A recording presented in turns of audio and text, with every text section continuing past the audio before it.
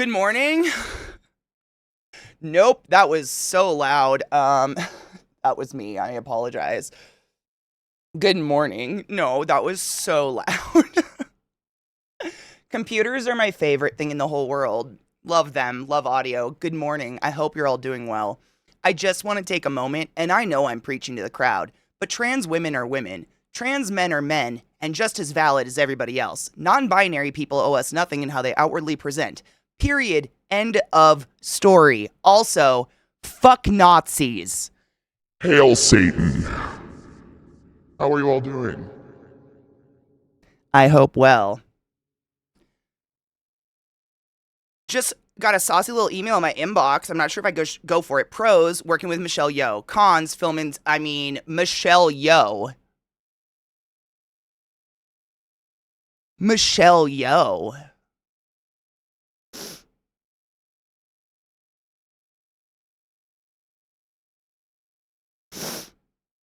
Good morning, Crispy. It's the only truth, period. And I don't want to talk about the world or the orange fucker, okay? So that's not even a topic. I just want this to be known that this will be a safe place until I'm dead. They can kill me first. Period.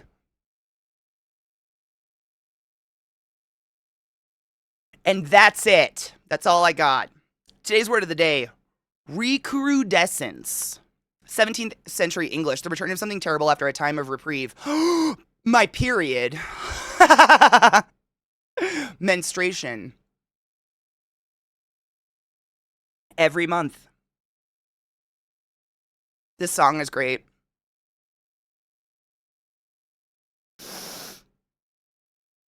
It really does. That word can apply many places. Yeah. A reoccurrence of something terrible after a time of reprieve. Yeah. 3 weeks of peace and quiet, and then suddenly, ow, ow, ow, ow, what? Ow! For my whole life. It's very recrudescent. Thank you, Viata. I appreciate that. There's enough politics in the world. We don't need to do it here.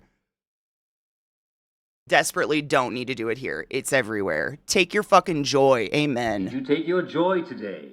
There's something crawled in my eye the moment I went live. And I mean, not crawled, but you know. As smooth as velvet. It's probably a dog hair. It's always a dog hair. Good morning, Robo.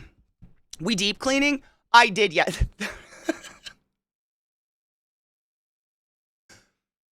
Can you tell that I had some anxious energy yesterday?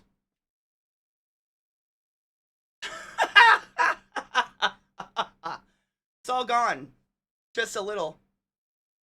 Yeah. Yeah. I did not, I woke up yesterday at like 8. Slept in a little bit. No, I woke up at like 7:30. And this is no shock and not a flex. I didn't sit down until 8 o'clock at night. Genuinely did not sit. I just went psychotic on my house. Like, completely rearranged my guest bedroom. It looks really good now. Completely fucked this. Like, what else? I couldn't sit in it. I know I'm not the only one. Like, we all deal with anxiety and stress in a different way. And the way that I deal with anxiety and stress is to clean. Dude, Bezabelli, no shit. Not a sponsor, not an ad, but they do have 50% off right now. These are the shit. I have been stalking this company on like Instagram and shit for easily like 4 years. And I kept wanting to bust my nut and get some nice moccasins. They're like legit moccasins. And for Christmas, they had a 40% off sale. Right now, they have a 50% off sale. And their moccasins are expensive because they're really high quality. These are rated for negative 30 degrees. They're the best. And they've got a cute little like embroidery on them. But they're like, it's, what is the brand? Manitoba. Manitobah.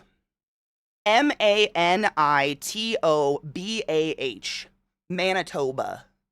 Yeah, I'd literally been stalking this company for years and just like teasing myself, like someday I'm going to get nice slippers. I'm going to get nice outdoor moccasin shoes that I can wear all the time and be warm. And I finally pulled the plug and I've been never happier. I love them so much. They are so warm and so comfy. Oh my God. But I mean, with the 50% off sale, fucking worth it. If you're looking for nice slippers or moccasins or something for this horrible weather. Definitely. They're so nice. Like, they're worth it. The only reason I hadn't bought them for years is like, these, I believe, full price are like $230. That's insane. That's more expensive than any piece of clothing I own. Yeah, that's genuinely more expensive than anything I own, but holy fuck have they saved my feet. I'm so cold all the time. They're so goddamn warm. But I got them for like $130 because they were really, really discounted. They've got a pretty good sale right now, but if you live in the depths of cold, they're pretty nice. And they're slip-on, which is the best.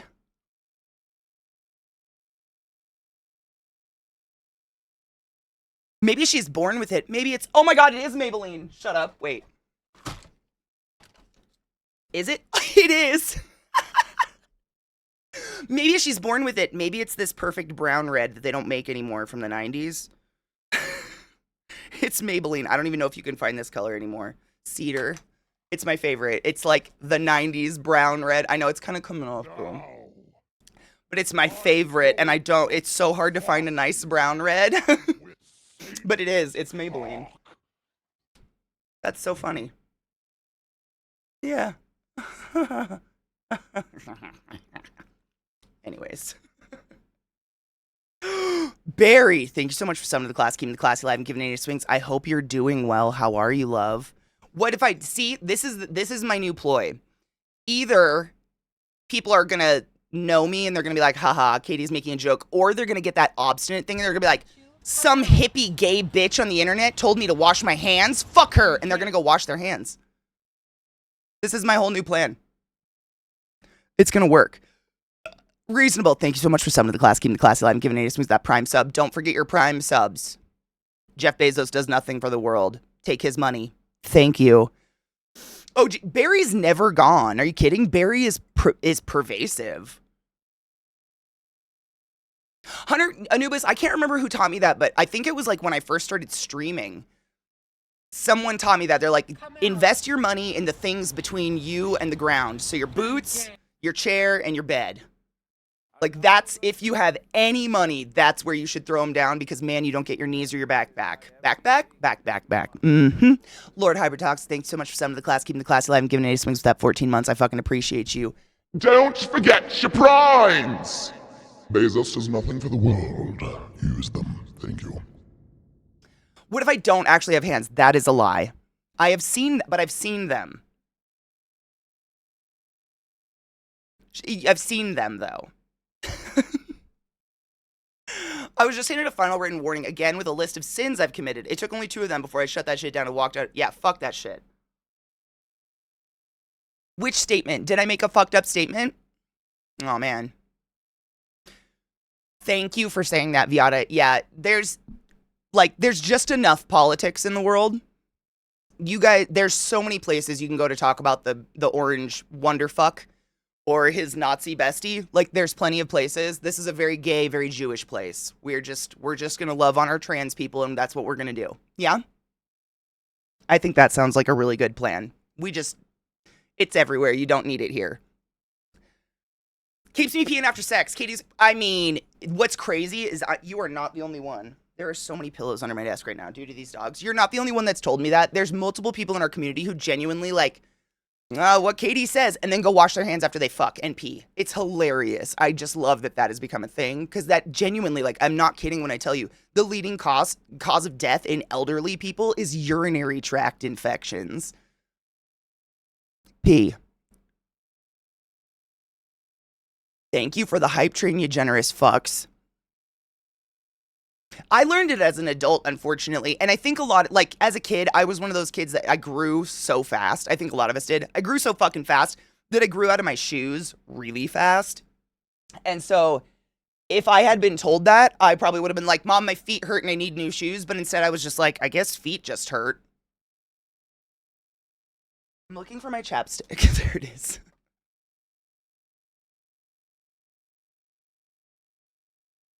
Oh, Bezabelli. That means a lot to me because I genuinely do not. I mean, you guys know I'm very rarely sponsored by anything because I say things like cunt and penis. But when I find something that is good and works, I will talk about it till the end of time because I don't like shopping. I don't like spending money, and I want shit to last forever. Like, that's all I want in my life. I want my clothes to last forever. Like, when I find clothes I like, I'm good, you know? I don't need anything else. This shirt genuinely is so fucking old. My mom got me this when I was 18. That's from REI. I love a clothing that lasts forever. That's my favorite. I don't like spending money, so I'm all the fuck about that. It's Kona, it's so bad. That was kind of how my Nana went, was just a pervasive urinary tract infection that made her go septic. It sucks. I mean, it's so sad. I mean, she was 90. Like, don't get me wrong. She was fucking old, but like, my feet have grown. In some cases, I wear a size 14. So I think my feet have shrunk. That or like losing weight shrunk my feet. Because I used to be like a 10.5 when I was younger, and now I wear a 9.5. And I've been told that's really small for my height. I should be like a size 11 or something for 6 foot, and I don't have big flippers. Damn. This is queerly the place to be, 100%. My mods and I are like so vehemently determined to maintain a safe place. We've done it now for 10 years, and we've done it through a Trump administration. We can continue to do it. You know? I swear there's something in my eye the moment I went live.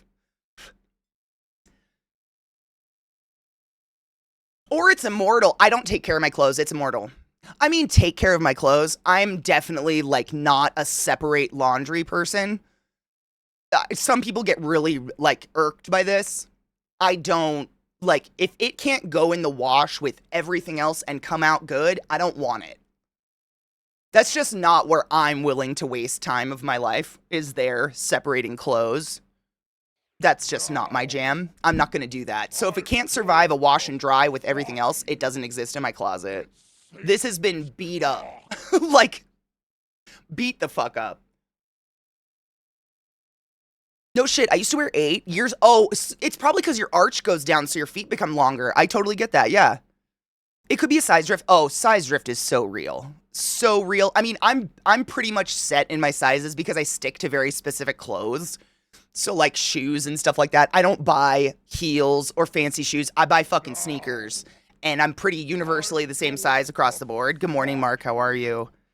Kona, thank you so much for subbing to the class, keeping the classy live and giving any swings for 29 months. And you're very welcome. We will continue to do this. Genova! Happy birthday! Happy birthday! Yesterday was your day to have a lot of fun. We were waiting for the celebrating. That was your day. I'm so fucking sorry. Happy birthday. Happy fucking birthday. I hope it wasn't horrific, and I hope you ate something goddamn delicious. Happy birthday, Genova. Been waiting to do that for 24 hours. Not saying I'm stalking you or anything.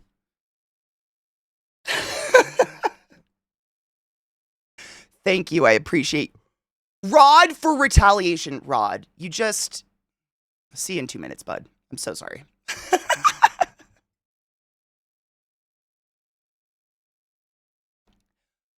We'll see you in a few minutes. I made some burgers and survived. I've had worse stalkers. Come out. I'm like easily the laziest stalker you'll ever have. God damn it, there is something in my eye. I'm gonna go crazy. Cuteness, thank you so much for subbing to the class, keeping the classy live and giving any swings with that Prime sub for 38 months. I fucking appreciate you. That's a long goddamn time. Thank you. Don't forget your Prime sub. Bezos does nothing for society, and you deserve to use that. Give it to someone who needs a smile. Thank you. Happy birthday, Genova. I hope it was not terrible. Not to brag, but this past Christmas, I realized I have the talent of knowing exactly what's inside a wrap present. You know, I've met a couple people who have that talent. It's kind of amazing. I like to challenge them because I doubt you'd ever guess what I give people. Oh, cuteness. You know, everybody has their own unique way of dealing with anxiety, stress, disassociation, right? Mine is to rip my house in half. So I literally woke up yesterday at like 7:30 and did not sit down until about 8 p.m. It's still chaos. I'm just cleaning like a mad person because I have to have a project. I'm going crazy. It's a little. My poker face ain't great. It's a stressful time. It's not gone though. It's just there now. Look how organized it is. Oh my god. But then, oh my god. Oh my fuck. We won't talk about that. We won't talk about the rest of it yet. Yeah, there it is. It's here too. Yeah. It's a lot of crap. That's genuinely, it's all of my keepsakes. So I'm going through it and organizing all of it to put on a shelf. It's all my keepsakes and a plant. But this is the key. This is a hack I'm going to give you right now. If you're someone like me that starts enormous projects that are impossible to finish in 12 hours, but you need it to be done and you don't want to be that person that just leaves it there, put all the stuff you need to deal with somewhere where you have to deal with it. Somewhere that's going to piss you off. So I don't know if you noticed, that's all on my treadmill. Which pisses me off because I want to run, so it will be dealt with. It's a hack, I'm telling you. It's the way to, you just got to like trick yourself, trick your own brain. It's great. Oh, I love Horizon Zero Dawn's such a good game. I haven't played the second one. It wasn't on PC at first. I don't know if it's on PC yet. Rod's back. Oh.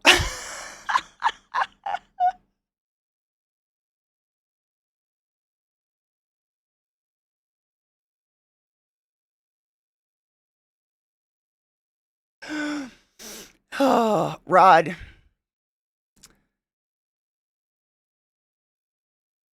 One day you'll learn.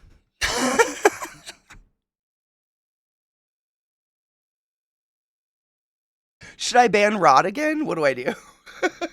I don't know. It looks 2 redemptions to ban Rod. Is that what's happening? Like, how many people are redeeming to ban Rod right now? What's happening? Just again? Just like 15 minutes? I don't know.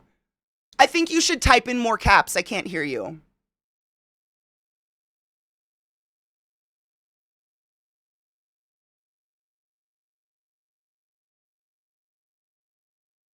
Rod's never not shouting. I don't know.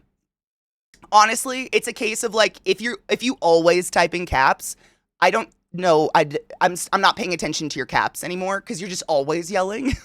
I don't know if he's genuinely yelling or if he's like, yeah, like I don't know. This happens in movie night too. Like we're having like a calm conversation and suddenly Rod's like, capitals! And I'm like, what the fuck is But it's just Rod. I think he's just passionate. I don't know. See you in a couple minutes, Kills. I love you so much.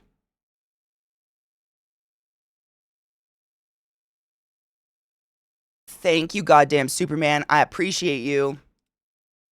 You're not genuinely laughing, and you're not genuinely angry, and you're not genuinely laughing when you type LOL. Like, you are so ungenuine, Rod. What the fuck is going on? Can you just be real with us?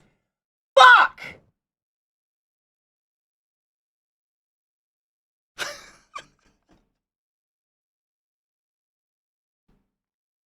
Are you lolling right now? Robo, are you lolling? Is anyone lolling?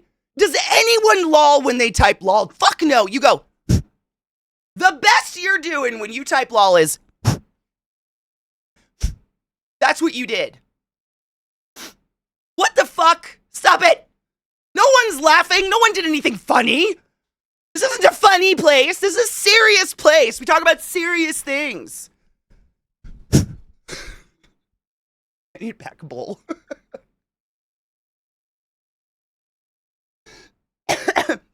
I chortled out loud. I like that. What's funny is lol has become like an anxious response at the end of every sentence so that people know we're being serious or we're not being serious. It's a similar thing. I have a problem with writing an email without ending every single sentence in an exclamation point because I don't know how to type and like get across the message. I'm not mad. I'm joyous. I'm being very accommodating right now. Guess I'll just put exclamation points everywhere. That is what lol is. Is like, I just want you to know that I'm being funny lol. But the best you're doing is I fucking know it. I've been there. You're sniffing at me. Stop sniffing at me. Chortled on colorful kindness. Cock. Oh my god, can we just cock together? I like a chortle. It is. It's a nervous tick. I do it too. I mean, I don't do it as much with the lol, but the exclamation points are emotes. I feel like I'm being an asshole if I don't end a goddamn sentence with an emote that's like if I just respond like, oh yeah, I'm going to be there on time. I have to put a, so they don't think I'm being an asshole. What the fuck is that? I'm the same. Like I say always, I don't point things out and make fun unless it's me. It's me. I do the exact same thing. Lol. Did I laugh? If I laughed, I'll say, ha ha ha ha, you made me spit. That's a genuine laugh. You made me laugh out loud. But a lol is just me ending a sentence with an exclamation point so you don't think I'm being mean. No, I completely understand, Rod. It's fucked up. We all do it. I've seen memes, like video, like Instagrams about the exclamation point. It's like it'll say something along the lines of that millennial urge to end every single sentence with an exclamation point, just so you know, so you're being very clear that this is a positive email. Because I just like the tone of text is so fucked up. Anyone can read it any way they want, but if you put a little at the end of it, then they're like, oh, it's a moment. But if you didn't do that, then I don't know how they're reading it. Are we okay?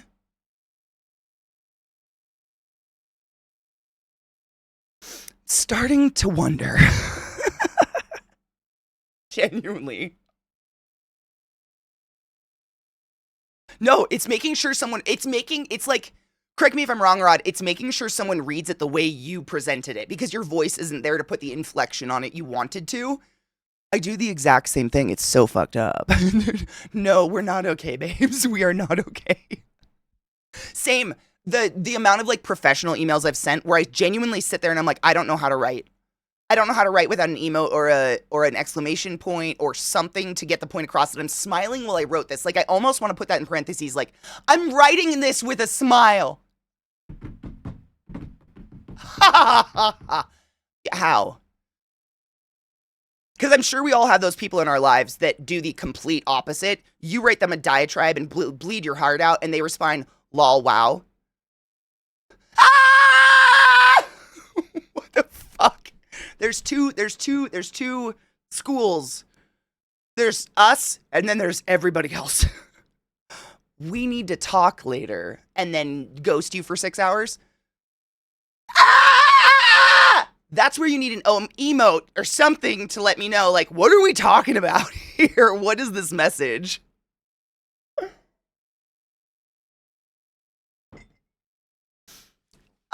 Anubis, the thing is, most people think not. The problem is, people like me, I will read your email with no intonation in it and nothing that's very straight across and doesn't have a regards. It's just like, do this, this, this, and signed a name. And my immediate instinct is, you hate me. You fucking hate me. I have to quit my job. I can't work with you. You hate me, and I don't know how to function around someone who fucking hates me for no reason.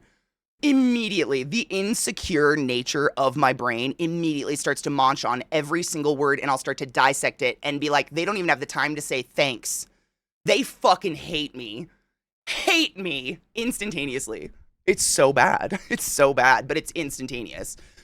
Because I don't know. I was trained to be a people pleaser and to like maintain everyone's emotions around me at all points of every moment of every day. And when someone else doesn't do that, I just assume you hate me. It's so fucked up. From any message, honestly, it's not just a work email, anything. From any message like that, yeah. If it was, yeah. Like, if there's a lack of punctuation or a lack of effort, I kind of think it's an emergency and something's wrong. Because, like, how many more seconds did it take to type regards, Katie, as opposed to just Katie? Did it take much more time?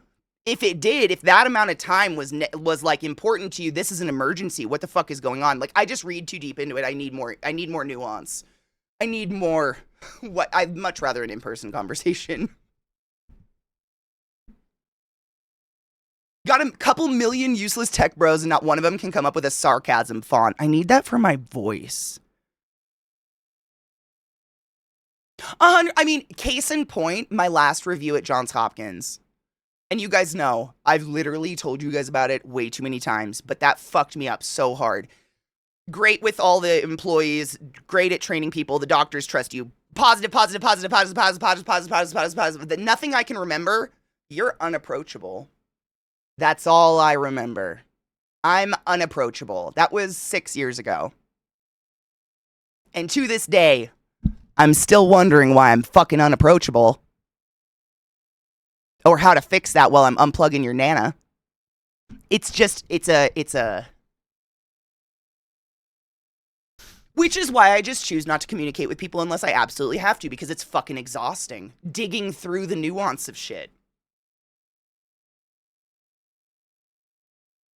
Which is insane because you're so approachable. I've literally, I mean, Rod, I think I've told you this before, but when she said that, I genuinely laughed at first because I thought my boss was kidding. That's how much I didn't take that seriously. And then I was like, oh, wait, you're being serious? And she goes, yeah, some people just find you a little unapproachable. Like, you don't ask for help. And I'm like, I literally take life support off of people for a living. Do you want me to do that with a smile? Does that make it more approach? Like, everyone, we're just going to say bye to Nana. Like, what do you do? But it will haunt me for the rest of my life. That moment will haunt me for the rest of my life. That I'm unapproachable. Because, fuck, I know I'm big and scary. I've done my best my whole life to be approachable. What do I do? Cheers.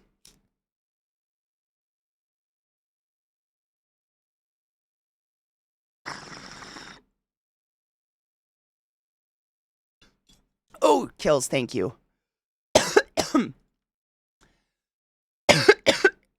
I didn't have to unmod either of you to mod you this time. That's kind of nice. Thank you, Socrates.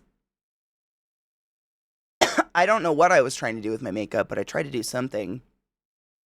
Are you an unapproachable individual, or do we exist in a judgmental society? You know what's crazy? Yes, to what you're saying. When I first got this review, I came to stream in tears. I was so upset. Because I'm not kidding. Like, I know I sound sarcastic and like I'm joking all the time.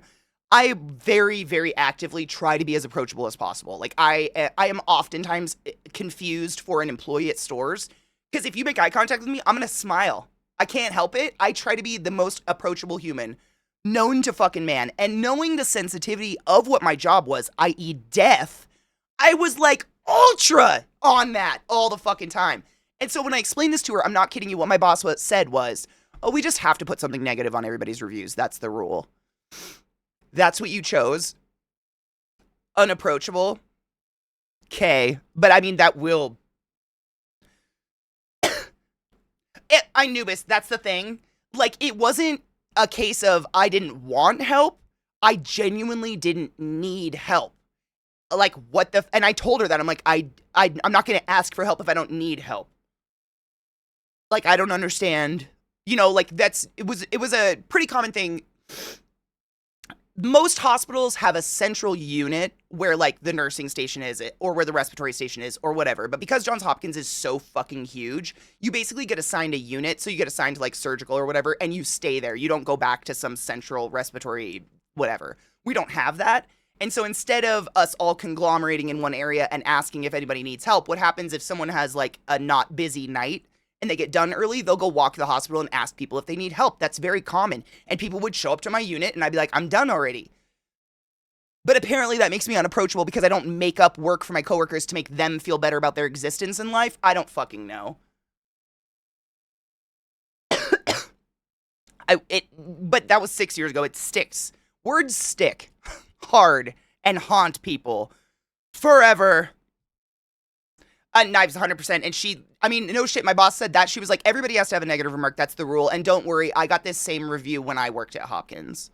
Or when I worked in WICU, which is where I was working. Like, my boss, I took her job in WICU. It was so, the excuses, like, but she couldn't come up with an example where I was unapproachable, and yet it still has stuck with me so hard that I'm an unapproachable bitch now. Regardless, like, it doesn't matter how hard I try, or what I do, or how friendly I try to be, or how kind I try to act, I'm unapproachable. Which is fucking weird. Nobody should have that psychosis. How many confused your smile for a hint at sexy time? Probably a lot. I don't know. Probably a few. I work for a motherfucker who has done nothing but pick apart every mistake I make at work and not bring up issues to me, instead of just collects them on a list to bludgeon me with a final written warning. He sounds like a douche. Genuinely a douche. Am I unapproachable? You're only unapproachable to normie norms with an attitude problem. What makes someone unapproachable, though? Like, that's where I just couldn't get. I don't understand. There was a video of a nurse flossing over a cardiac patient who was awake but not coherent. She should have been fired. That's disgusting. There's a million things wrong with that. First off, taking your phone out for any other purpose other than to look something up on the patient's health, absolutely inappropriate. Filming a patient, inappropriate. Filming yourself over a patient, inappropriate. Like, all of that is very inappropriate. That's all fireable. I'd fire them in a wink. If I saw someone film, even if the no, absolutely not. What the fuck? Gross. That's gross behavior. I'd fire that nurse too. That's disgusting. No snooze in the workplace. Nope. Their face and possible demeanor, I guess. Katie's only unapproachable to Nazis. Good. How the fuck are you unapproachable if we're all here chatting with you? I have literally thought about that. I've thought, like, this was back when I was working at Hopkins and streaming at the same time. I go to TwitchCon. I have a meet and greet. The line is so long, they had to cut it. That's not a flex, but genuinely, I can't be that unapproachable if, like, over 100 people want to come hang out and just stand and get a picture with me for a charity. I can't be that unapproachable. Like, genuinely, if I applied that to anybody else, I'd be like, there's no fucking way. No one would want it. What? But yeah, it's still stuck, and I still think about it all the fucking time, because it's just there now.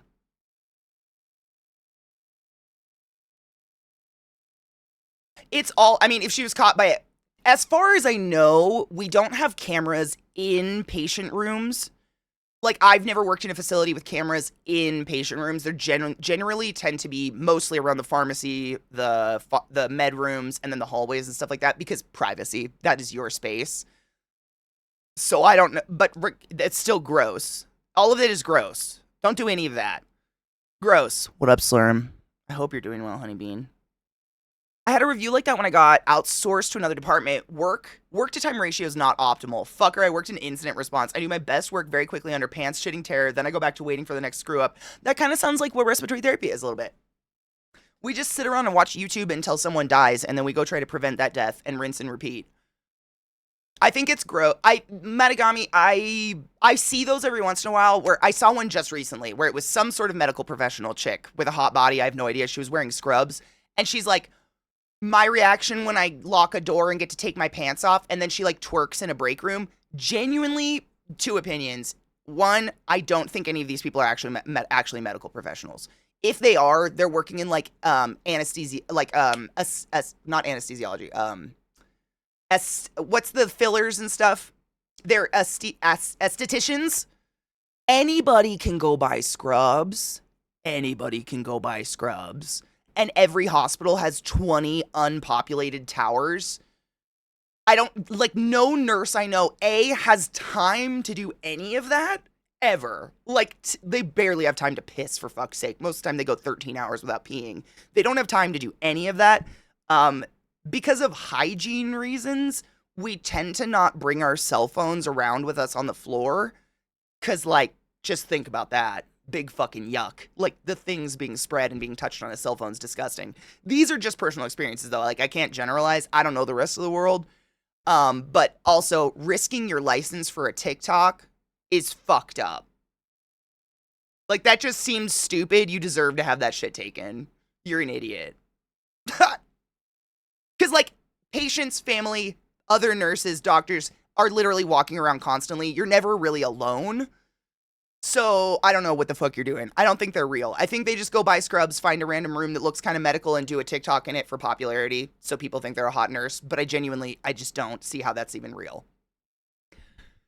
It's super fucking dumb. Anybody walks into your background and you got to get their permission, and now everybody knows you're TikToking in a hospital, which is a public area that is publicly funded, that is there to heal people. Like, why aren't you healing people? What the fuck are you doing?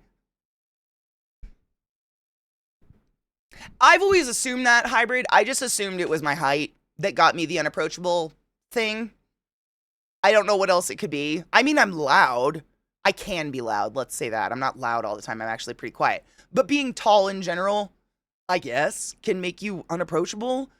Hanging in there, my psych checkup yesterday, and I'm currently off my MH med over the next 4 weeks by tapering down, then going on to something new. I hope it works for you.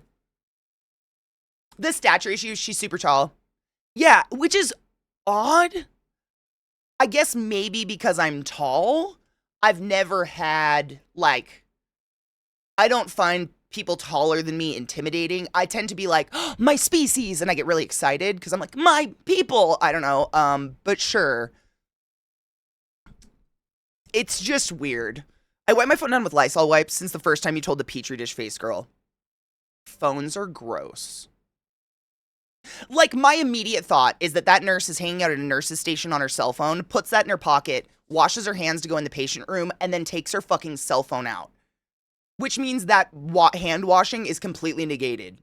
You have just brought every single nasty germ that's all over your phone and your face and your spittle and whatever piece of you is near your phone all the time into that patient room, and now you're touching it with your hands, and now you're going to touch the patient. All of it's bad. Just all of it is really bad. And those people should be probably fired. I'd fire them. I hate saying that because I don't want anyone to lose their livelihood. That sounds so, like, loosey-goosey. Be like, just fire them. But that's it. That's, to me, common sense for a medical professional. That's not what we do. That seems like a really stupid person to do any of that. On the other side, I've seen patient families TikTok dancing next to their dying babies. Shitty people are across the board.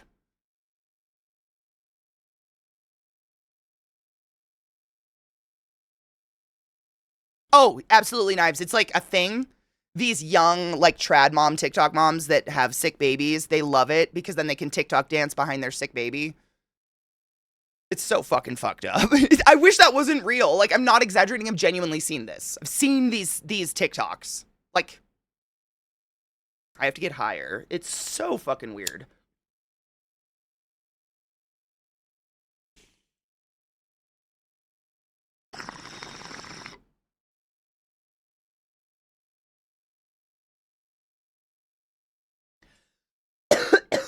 100% Anubis. Did you know that that's how, I mean, this is really sad, but at the very beginning of the COVID shit, that's how I lost a couple friends, nurses, because it was at the very, very beginning before we understood the transmission of this virus, and people we just didn't know yet. And it was being transferred via the keyboards at the nurse's station. Because someone would cough on a keyboard that had contracted it that day, but hadn't, come up positive or had a symptom yet. And then someone else would come use that nurse's station computer. And then a doctor would sit down and use that computer station. And then a fucking respiratory therapist would come use that exact same computer station. Those keyboards killed many nurses. And so we assigned keyboards to people. Like, at the beginning of your shift, you got a computer and a keyboard. That was yours the entire shift. And it was, like, pre-cleaned and everything. They had them... They would, like, swap out to a new computer, a new keyboard, and take one to do the, it's like autoclaving, but for plastic. I can't remember what it's called, but it sterilizes the whole keyboard. They had to do that because people genuinely died, like nurses. It was horrible. Horrible, horrible. Keyboards are disgusting harbors of bacteria and icky. Ugh. I think it's my face that makes me unapproachable. I think I have kind of a scally, disapproving face. I think I have that a little bit. Especially if it's bright outside or windy, I'm like this. But I have sunglasses on. But I definitely have like this look because my eyes just hurt in the bright light. There are limits to comedy and some people overstep that line by miles. 100%. I mean, is it even... That's Aquarion. I mean, it's so gross. because there's a lot of people out there, and I don't say this as a joke. There's a lot of people out there literally having kids as content. Family channels are gross and shouldn't exist, in my humble opinion. Period. Like, it's gross. I've seen far too many true crime stories and listen to podcasts based on family channels that abuse their children for content. It's fucking disgusting. There's more than this many that are in jail. More than this many content creator parents are now in jail for the abuse of their children via making content on one place or another. And it's not just one platform. It's across the board. It's really fucking gross.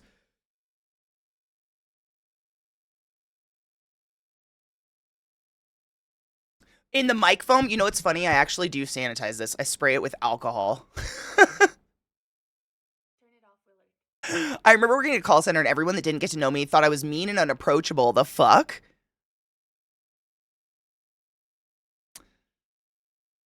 My boyfriend has told me I have one of the worst resting bitch faces he's seen. I don't even mean to. No, it's weird how it's considered a bitch face. Like, no shit. Desmond said it earlier. Desmond was like, are you unapproachable, or are people just not used to, like, a tall person or something like that? Get this. When I first came back to stream in tears with this review, because I was just like, I've tried. It's like literally a character thing that I've actively worked on my entire fucking life. Is just be approachable, be someone that people want to be around, or they're comfortable being around. And to get a review like that when that's actively something you're trying to do all the time is fucking soul crushing. And I came to stream, and I can't remember who the fuck said it, but someone in stream said, "Hey, Katie, do you think you would have gotten the same review if you were a man?" And I don't think so. I think whatever is deemed unapproachable would have been confidence and strength if I had a penis. And it kind of fucked me up a little bit. Hydrate, you're right, Najio. And cheers. -19. Dude, I got an alert yesterday that Colorado's supposed to hit -30 this week. Disgusting. I've encountered what you've encountered as a man. What the fuck is it? Like, it's nauseating. Because, like, what do you do? It's genuinely someone, like, picking at something that, what do you do? That's just me. Is it my posture? Like, now what?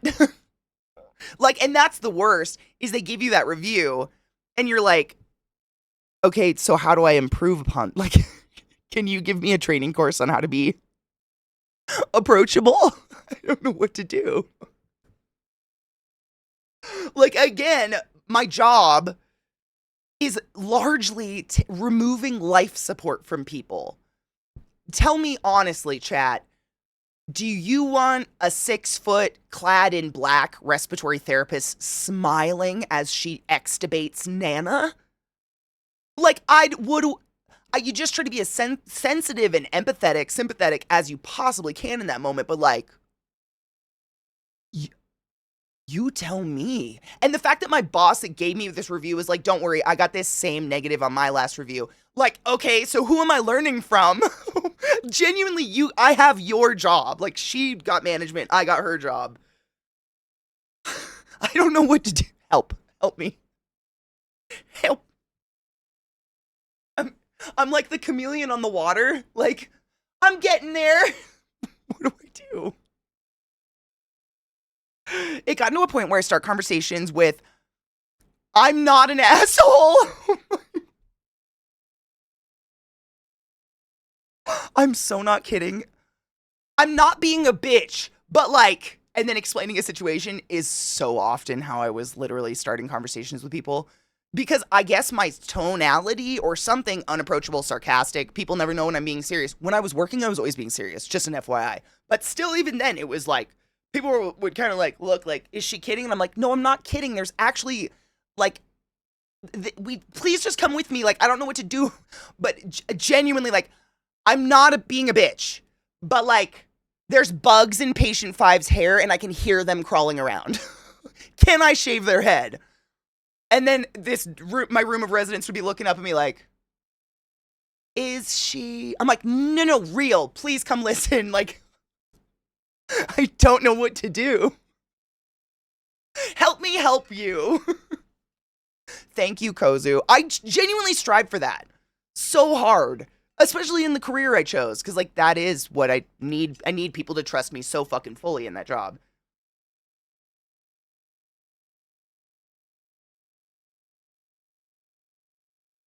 It's the body language, Anubis. A big part of that is the body language, the tone of your voice, being very soft spoken, moving at the speed of the family. Like that is, it's a whole ball game of balancing that very delicate dance of we're letting someone go. This is a terrible thing, but also it's a gift to them, etc. Like it's not walking in like, how is everyone doing today? I bet you're better than Nana. Ah. Wah, wah, wah, wah, wah, wah, wah.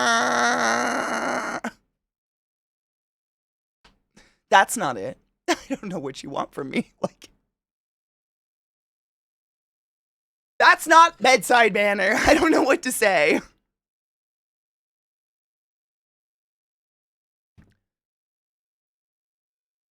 No shit. Climate change is the entire reason we bought this house. In this location, in 50-ish years, we're going to be one of the only areas able to grow food and have potable water. Oh, 100%. Lala is where people look when they need a compass. Oh, God. Yeah. Yeah. The amount of times I've said, I'm not trying to be a bitch, but same. It's like ending a sentence with lol or with an explanation mark. Like, we're being lighthearted. I don't know what to do.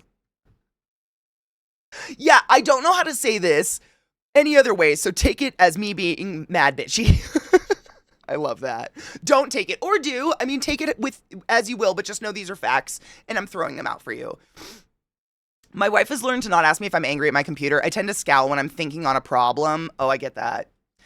I get that. It is a horrifying scene, right, Anubis? It's genuinely horrifying. And I asked, I'm like, you tell me how to be more, like, I don't, and it's the weirdest part, and this is just, again, I'm still obsessed over this. All of these bosses, I worked night shift. None of my bosses worked night shift. So none of them worked with me ever. And so I actually had to ask, like, okay, like, who thinks I'm unapproachable? Because you don't work with me. I haven't seen you in 6 months. Is it the RTs or the nurses? Like, who do I need to help? Like, I don't know what I'm doing. And they genuinely just had no answer. Some people, it's like when you're talking to someone that wants to convince you of something they heard from them somewhere. Did you just close your eyes and check a mark? On the rare occasions I met people with those horrible rictus grins or over-the-top giggles, it freaks me out so much. Get away from me, you creepy-ass clown person. I worked with a doctor like that in ER, and it was horrible. I've told you guys about her before. She was the doc who, like, 5-year-old, your 5-year-old, lay down on a gurney, huge to-the-bone gash in their cheek. We give your 5-year-old some ketamine, some drugs to put them under. Their eyes glaze over. And then you go to push propofol, which is white and milky, and the doc looks at you and goes, that was Michael Jackson's favorite. To your barely English-speaking Italian family in the room. That is the fucking what? That's a real story. Like, I had to work with this human. And I just wanted to, like, put my fist in her mouth all the time. Like, you don't have to speak. Shut the fuck up. You don't have to do this. You're incapable. Shut the fuck up. The look on those parents' face will haunt me the rest of my life. Like, literally, their eyes did that creepy, like, bug out of their face. And I had to be like, oh, ha, ha, ha, she's fucking kidding. Why? Like, and a lot of it is, a lot of docs, like, genuinely have zero, like, bedside manner. I don't know what the fuck's going on there, but they don't. And on top of that, and this is just a theory, they never have to deal with the patient care after the sewing up of the cheek. They leave before the kid wakes up. I'm the one who has to sit with that family for 4 hours and try to explain them that we didn't just turn their child into an addictive person who's now full of propofol, the drug that Michael Jackson liked to party on and died to. Like, they don't have to do that, so they don't see the repercussions of the stupid shit coming out of their mouth when they're trying to be personable. You just shut the fuck up. Just stop it. Stop it. Right now. We all feel awkward. Like, I'm sure all of us have been in the ER or something where that doc or nurse just starts talking to you about nothing. It's a thing we're trained to do to like give you comfort and kind of help just alleviate the weird situation you're in. We'll start talking about our kids or our parents or our college or our dog or something to take you off the fact that we're sewing up your foot. And the shit sometimes it starts to come out. You're just like, what? Did you just say your dick feels like a corn cob? I'm sorry. Help. Help. A code button. Help. Help me now. Like, I don't. It's wild.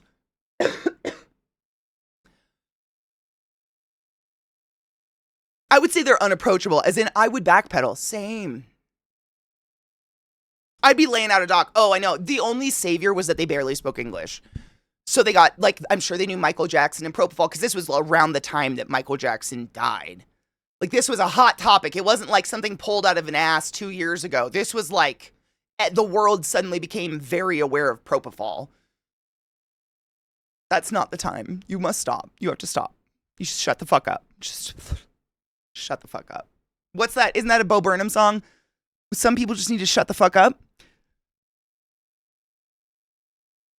Yes, that's an unspoken rule with mom. Mom told me never do the hospital level gallows humor, you know the kind, with the public unless they start it first. Hard yes. And that's what I meant when I was saying like reading the room and kind of going at the speed of the family. That's a huge part of bedside manner and patient care. Is like, hi, my name's Katie. I'm your respiratory therapist today. I've just got an albuterol for you. I'm gonna hook it up to the wall. Have you ever done something like this? And then let them talk. Let the family put some input in. Start getting the feel of who these people are. And oftentimes, they'll be like, okay, whatever, and they have no conversation because they're stressed or they're tired or they're sick or whatever. Sometimes they'll be like, put that mask on me, I'm ready to die, and I'm like, these are my people. I get it. Or they'll like, oh, this doesn't hit the same on their neck. I'm like, these are my, there's context clues. Like, it's so easy to pick up when you're like, these are the people like that we're gonna have a good time as much as we possibly can because we're in the fucking surgical ICU of Johns Hopkins, but we're gonna do our best. Whereas some, like, you have to be a little bit more delicate with some people because it's a fucking really, and I've said this multiple times, for a lot of people in the hospital, it's the worst day of their fucking life. I'm dealing with a lot of people's worst day in their whole entire life, and that's a lot.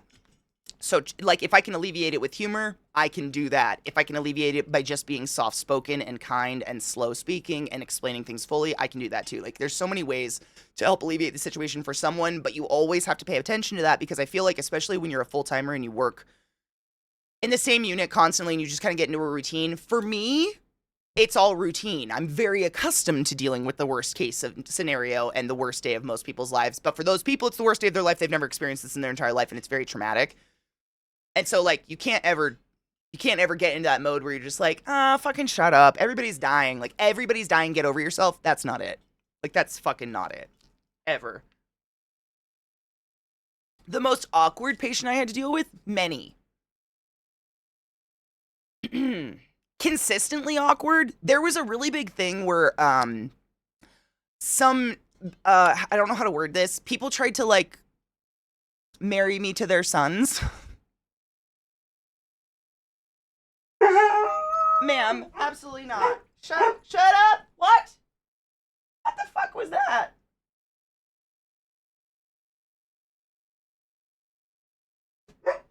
Shut up. Sorry. Anyways. Propofol is like the most commonly used anesthetic. It does not make one addicted. No. No. The most awkward patient. Yeah, like a lot of people tried to sell me to, or tried to like buy me off. Like they would just be like, oh, my son is a doctor. He does this. He does that. Are you single? Are you married? Do you want children? What's your blood type? What's your social security number? Is your mother Jewish? Like it would just start to get that was awkward. Cause I mean, these are patients I have to go see like every 2 hours.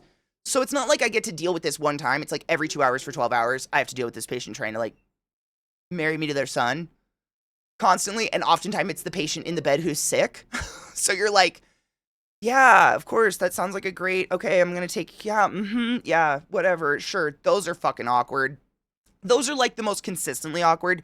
When you work in a cardiac unit, we have some patients where you have to check their femoral artery Q4 just to make sure they're getting peripheral circulation everywhere. And I'm sure, a lot of us are aware of this, but like penises are super sensitive, especially if you're in a dead sleep and some warm, lovely hand goes between your thighs to feel your femoral artery. A lot of the times a night boner would pop and then the person wakes up afterwards. And you're in this moment where you just have to be like, this happens all the time. It happens all the time. You're not the only one. We can just walk away from the situation and pretend it didn't happen. But like, no one pretends it didn't happen. They're always like, I'm so sorry. Oh, I am so. And then we're just both embarrassed.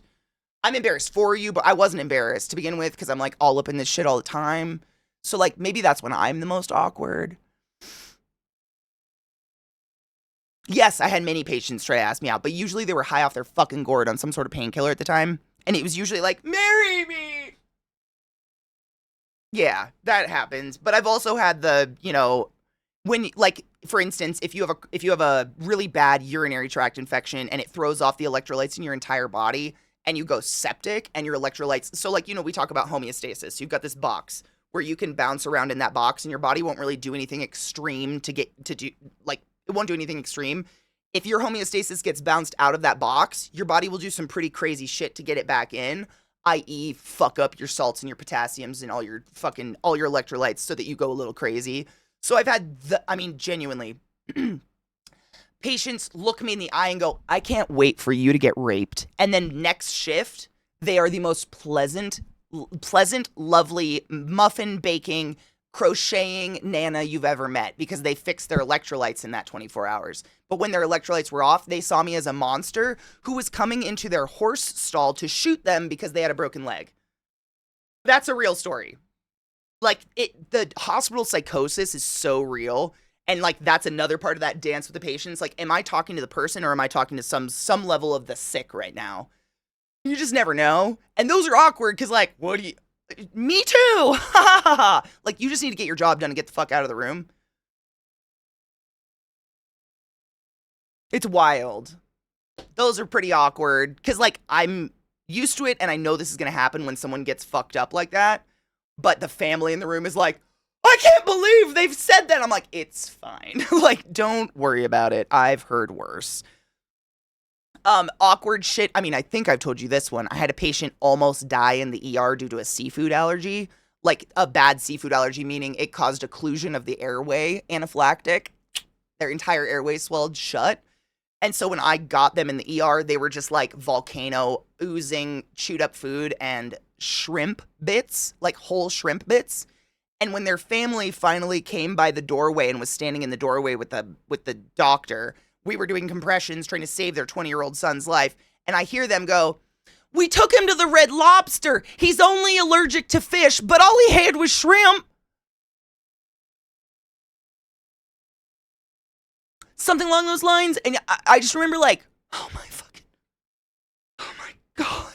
Like those moments. Because you know you're going to have a conversation later where you're like, all right, shrimp is fish. With adults that have kids your age.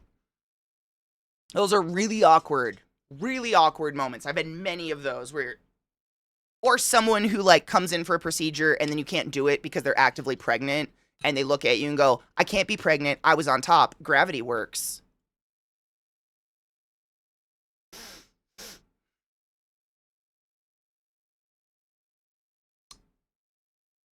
Okay. Like, what do you do? What the fuck? What do you do?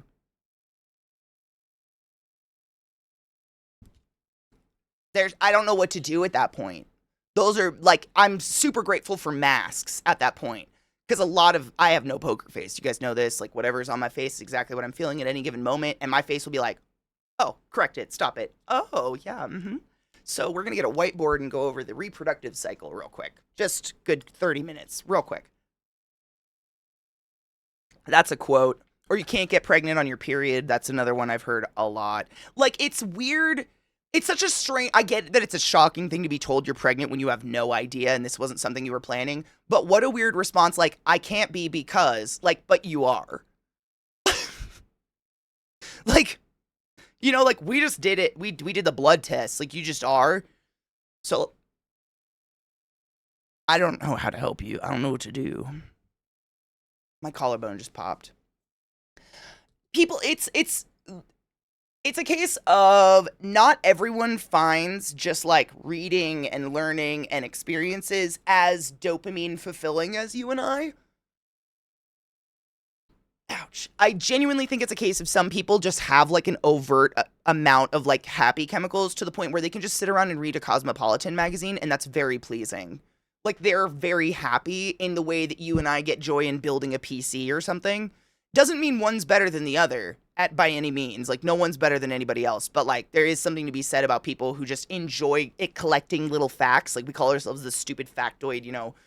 I'm great when it comes to Trivial Pursuit at any other point in life. Like, do not count on me. But Jeopardy, let's fucking go. I'm full of random shit. And some people just don't find any joy in that or don't seek that out.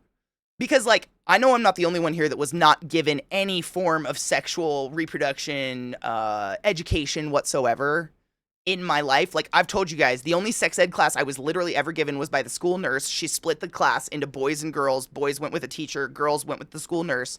And this was like days after I had pierced my own nose with a safety pin, just to add context. And she says, all right, don't pierce yourselves. You'll get hepatitis. Everyone in the class immediately looks at me and my disgusting nose ring I had in the moment that was like bloody and gross because I did it myself. And I'm like, oh my God, I have hepatitis, which is what my dad died of. So instant panic attack. And then she says, and you just want to avoid anal sex because the force will cause tearing and you will get AIDS. That was sex ed for me. It was it. That's all we got. That was the end of it. That was 8th grade. That was it, which is gross and shameful. And no wonder the pregnancy rate in my hometown is over 70% for children under the age of 16. Fucking crazy. But I know I'm not the only one. I was never given a DARE course. Like, that was for rich kid schools. Your school had to pay for DARE to come. My school had to, like, levy to just stay open every year. What up, Metal Jazz? What up, Sec? How are you, love? I didn't. I went into manic cleaning mode yesterday because yesterday. Katie wearing a mask when someone says something that doesn't make sense. Yes. It's probably saved my job a few times. Family friend had an au pair. An au pair who didn't know she was pregnant. Oh my God. Until her water broke. I mean, I've heard that happening before.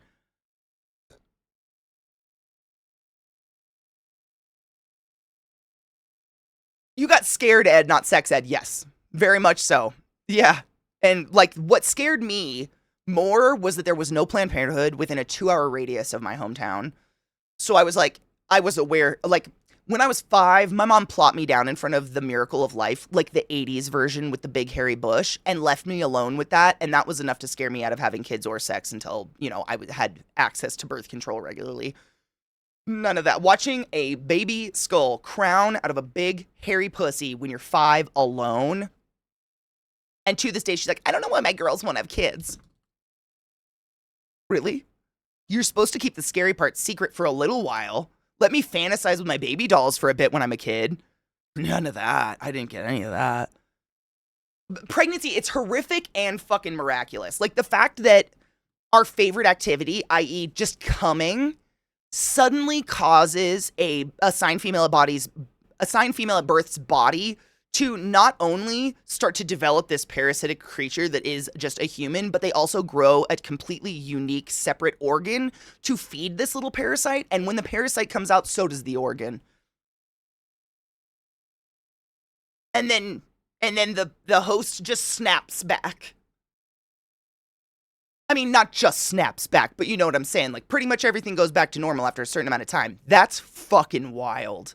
Like, there's no. I used to work in a hospital where I had to go to every single C-section because every C-section was considered high risk for some reason, so they needed a respiratory therapist there, and it was wild. I'm not like a big baby person. They're adorable. Babies are great, but like not one that's like gotta work with the babies, goo goo gaga. And when I started working in the birthing center, what got me the most was that I couldn't fucking think of one other instance in the world where you're in a room with 3 people and then suddenly there's 4 and not one door or window opened.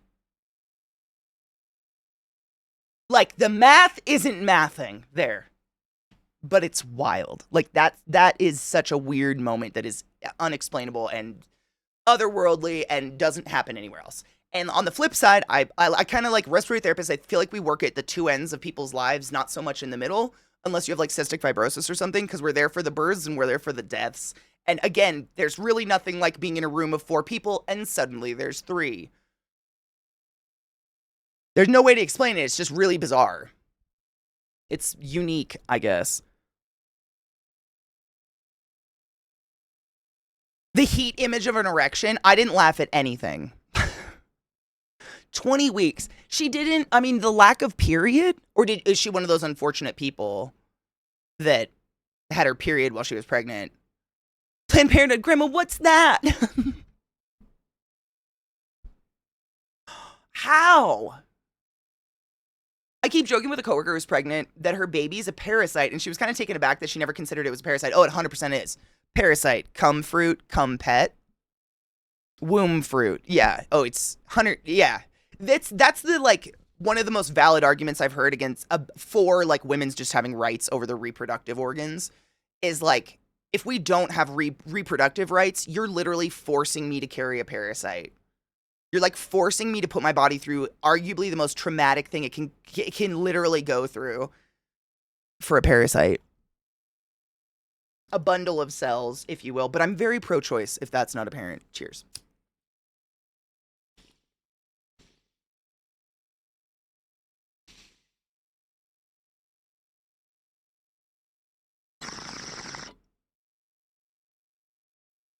Exactly, Stronlin. And what's scary is that fight for resources still happens sometimes, which is why a lot of women go their entire pregnancy being, like, violently ill. My bestie got me a handful of condoms. Condoms, Katie? Condoms from Planned Parenthood in high school as a joke because I wasn't having sex. Her boyfriend decided to write his name on them thinking they were hers, but I still took them. That was fun to explain a few months later when my dude asked, "Who's Jerry?"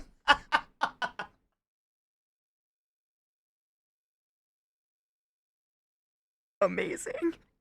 Oh, any twin, triplet, etc., any multiple birth, you'll always have an RT in the room. Oh, yeah. Anytime there's little babies, we will be there. Like, no shit. When I worked at this hospital where I had to work in the C-section area, I was the person who caught the baby. So there's 2 surgeons, and they cut a little incision, and then they, like, this is gross, close your ears. They tear you the rest of the way to get your baby out because, as far as I know, to this day, we believe that we heal better on natural fault lines. So instead of using an artificial cut across, we do a little cut, stick our fingers in, and stretch and pull and rip the skin. And it heals better and, like, more accurately with, like, the stretching and folding of natural skin, I guess. It's fucked. But anyways, they get in there, they open up the womb and everything, and then they pull the baby out, clip the cord, pinch it, and then they literally throw it to me. And I'm standing there with a sterile blanket, and I catch the baby and then go over to the warmer and rub it up and, you know, clear out its mouth, wipe him off, get him ready for dad to snuggle him, all that kind of stuff. It was very fun. Really weird to think, though. There's like 2 years worth of C-section babies in Washington State that I was, like, the first human to ever touch them, and that's weird. Cheers.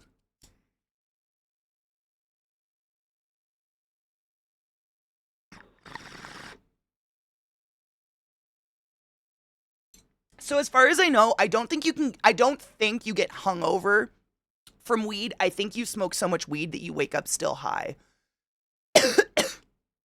From what I understand. Like, at least, I don't know if this happens for you, but it definitely happens for me. When I smoke weed, I don't get sleepy. I don't really get the munchies or anything like that. What happens for me is I get high, and then if I don't continue to smoke or continue to take these, I take little, you know, I nurse a bowl. I take these little micro hits all day. If I don't continue to nurse that at least, like, once an hour, once I start to come down off of that initial high, I start to yawn and I get sleepy. And sometimes I think when I get really, really, really, really, really fucking high, that come down is literally happening when I'm waking up in the morning. So, like, your natural circadian rhythm is kicking in, like, you should wake up, it's morning, it's time, but the weed is coming down, and so you're just like,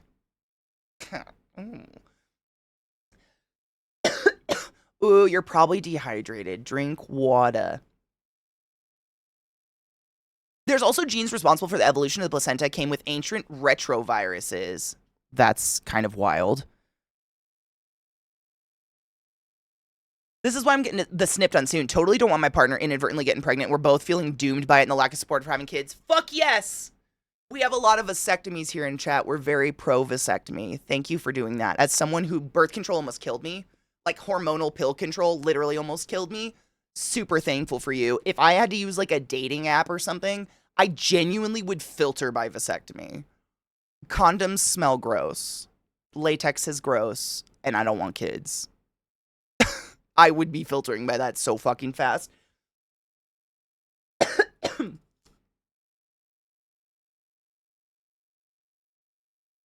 Certain strains will give me the munchies. Some strains fuse me with my chair, and some strains get me up and scrubbing baseboards. Have you ever noticed it relating to sativa or indica, though? Because I haven't. Like, it's very strain specific for me, too. Yes, sir. Would you like to come have a snuggle? Hi. How are you? Fuck yeah, Nagio. I've recently tried weed a few times with friends. I've just never felt a high. I mean, there are some people who aren't affected. You might be one of those freaks who's not affected. Excuse me.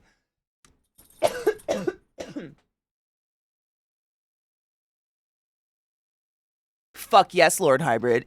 I mean, seriously, like, I've talked about this before, but even using condoms and, like, I've never done all this at once because nobody should, but if I was on, like, the pill, a Nuva ring, condoms, a dental dam, everything, and the sponge, no matter how many precautions you take, there's, no matter what, 24/7, you have this little tiny nagging feeling in the back of your skull.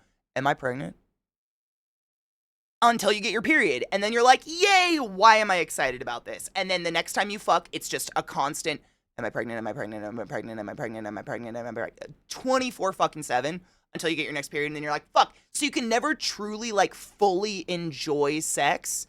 Because even just the initiation, you're like, oh, there's like a 0.001% chance it could happen. And that's gonna ruin my fucking life. But, like, I super wanna fuck. It's so fucked up. So fucked up. It's very stressful. It is. It's always there. It's just this weird, tiny little, because it's, women's bodies, we're constantly going through, like, sore tits or the period or whatever. And so you're always waking up a little hormonal on one side or the other, depending on what level, like, stage in your weird cyclical journey you're in every month. And so every day is a question of, like, my tit hurts. Is it cancer? Am I getting my period? Am I pregnant? 2 of those will ruin my life. Oh, thank God it's my period. But, like, it's constant. You're just always questioning these weird things going on because there's no such thing as consistency in a human body. Ever. I know. He's always right on time. Not always right on time, but most of the time you're right on time, bud.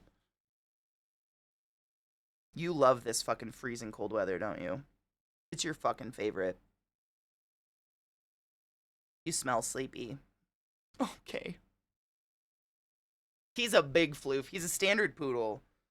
He's very large, and he's got his winter coat, so he's a big fluffy boy. No one can see your big beautiful eyes, bud. There we go. He's a man of mystery. Huh. Yeah. You're very cute. Oh, is that the best itch in the whole fucking world? Oh my god.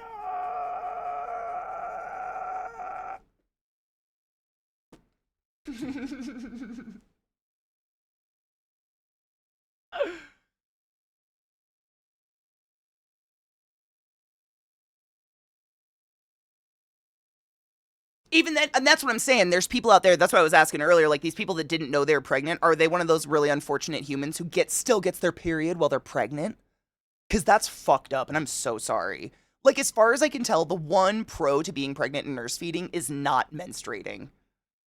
And if you just still get that, like, dear Jesus, fuck you.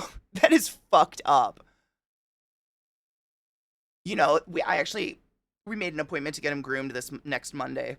And I was thinking about that. I'm like, I wonder if they could do it.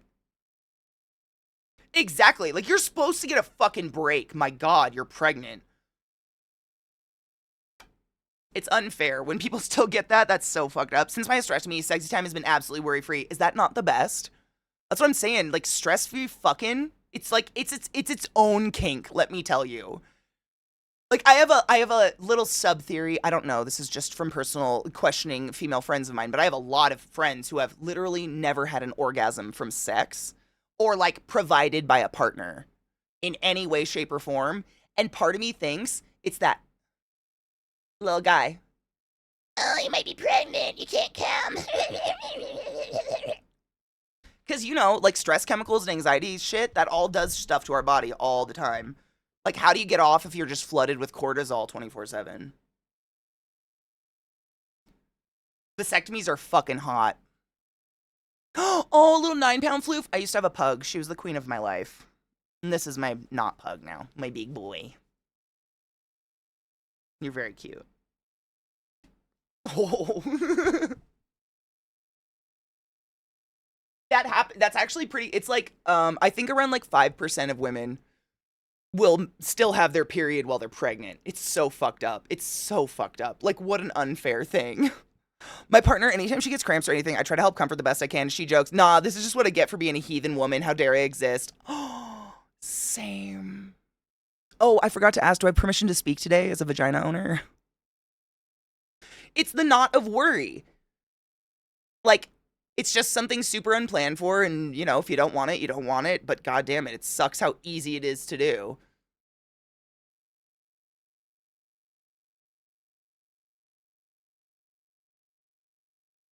It's not that you have more cortisol per se, David, it's that you have more free-flowing cortisol. So, cortisol is the stress hormone. It is produced and released by the adrenal glands that are on the tops of your kidneys. And its purpose is to serve you in fight or flight. So you're being attacked or a car falls on somebody. It gives moms that crazy burst of energy to pull a car off their kid. Or it gives people, I'm sure you've seen those videos of dads where the ninja skills kick in and they like catch their child while they're falling off a table. Like a toddler or something. It's crazy. That's what it's responsible for. Unfortunately, our bodies are wired that way, and the world we live in does not effectively work that way very often anymore. We are getting stressed by things that are not even occurring yet. We're being anxious about things that haven't even happened yet. We're being stressed by things we have no control over, really. And so our body doesn't know the difference between, like, you're lifting a car off of someone versus there's a big weight on your heart because you might lose your job because your job is downsizing, you're being laid off. Like, our bodies don't compute the difference between those two signals. It's just stress that we need to respond to. But if you don't have a utilization of that cortisol, i.e. a physical outlet, the cortisol ends up free flowing and just giving you this constant sense of dread and anxiety, which is why I run a lot. Running genuinely helps work that cortisol out of my system because my body is constantly shooting it off. My body wants to be stressed about every fucking thing that ever happens.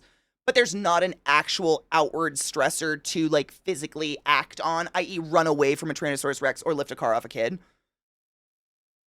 If that makes sense. What up, Ants? How are you, love? Like taking two 12 stairs when your kid falls down the stairs. Yes. Yes, I've seen those videos on like TikTok and shit where people have that crazy reflex. That's literally it. But that if that doesn't actually exist, you're not being chased by a lion or lifting a car, that disgusting feeling just free flows in your system and makes your sweat stink and makes you feel like shit, makes your hair fall out. Like, cortisol has a lot of negative effects if it's just free flowing, just sitting in you. Getting pregnant is the life altering for the host, no matter which decision is made. Yes, very much so. Yes. As a high value male, you shouldn't be speaking until spoken to. Oh God, just typing that made me feel physically ill. It feels physically disgusting to say it. But what a world we live in these days. I only touched 2 stairs the whole flight. I believe that. I 100% believe that. Hello, Miss Ma'am.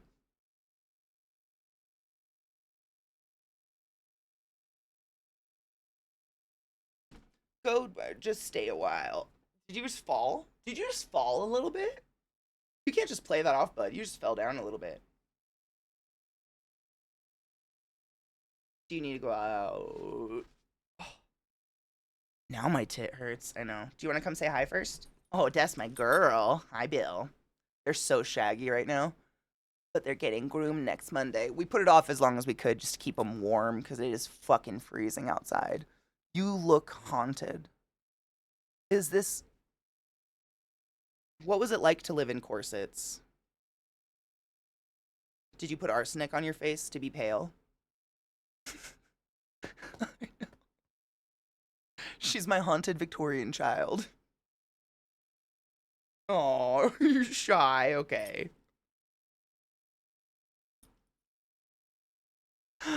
I hate it. Anxiety's the worst. Yeah, I get it for no reason at all, out of nowhere, for nothing I have control over. Like, it's fucking shitty, and a lot of people find different ways to work with it. I've found that exercising gets mine out, like just uses it in some form or another. Exactly. I'd take my fur babies over the skin babies any day. Although I did hang out with a skin baby for a week. They are shockingly similar. In just like this need to come snuggle randomly and then run away and do their own thing and then come back randomly and need your attention and then run away and do their own thing. Like, similar. Not the same, but I saw a lot of similarities there. The jealousy.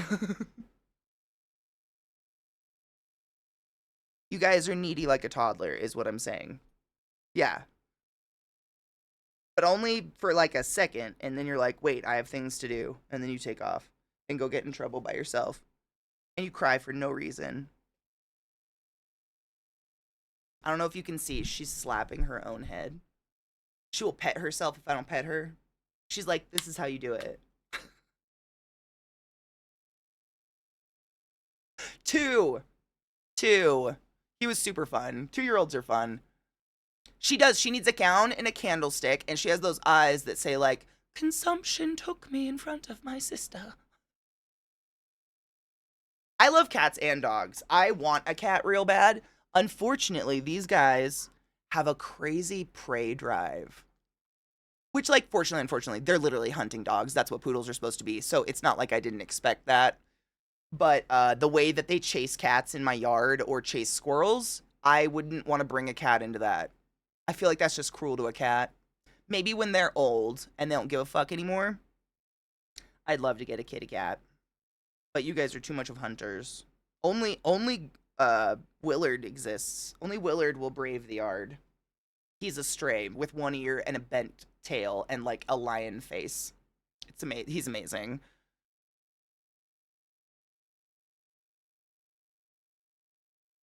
Can we make some child's first word Bork? Oh my god, that would be so cute, though. This guy absolutely screams for no reason.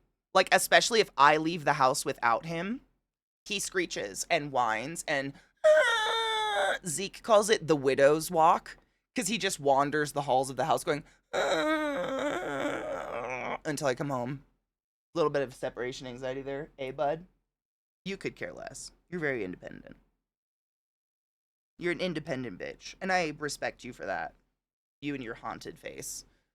He's super mama's boy. Oh yeah, like he waits outside the bathroom if I take a bath. I can hear him like rolling against the door as he changes positions.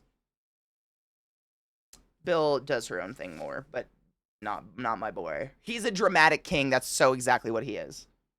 Aren't you?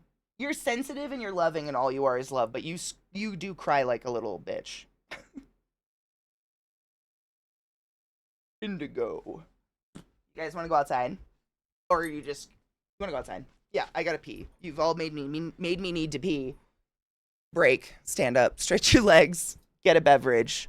Paddle. See, this is the cool thing, moving shit. I'm hoping I can keep... I'm gonna keep an open area behind my desk somewhere. Well, now they move because they'll fight behind me and it's so fun to watch. But they went the other way. Maybe I'll put the dog bed back there. Then they'll go back there. If I put the dog bed back there, will you go? Maybe. She has a cave. I used to do that, Knives. Trick will jump in the shower. Like these guys at first, they respected it. They'll only jump in a bath because they love water.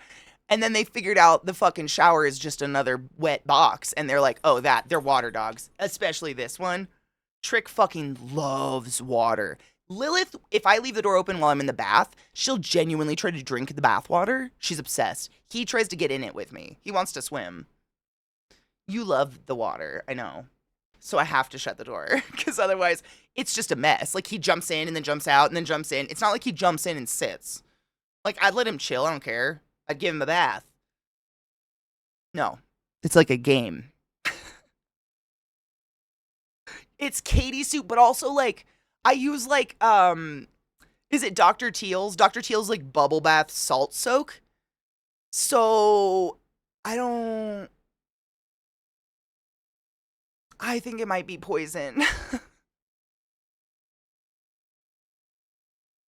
Yeah, it's kind of maybe Epsom salts. I flavor the soup. Oh my god, is she drinking Katie's soup? No. Ew. That's gross. You wouldn't do that. You just want to get in it. You want to swim. I know. I know.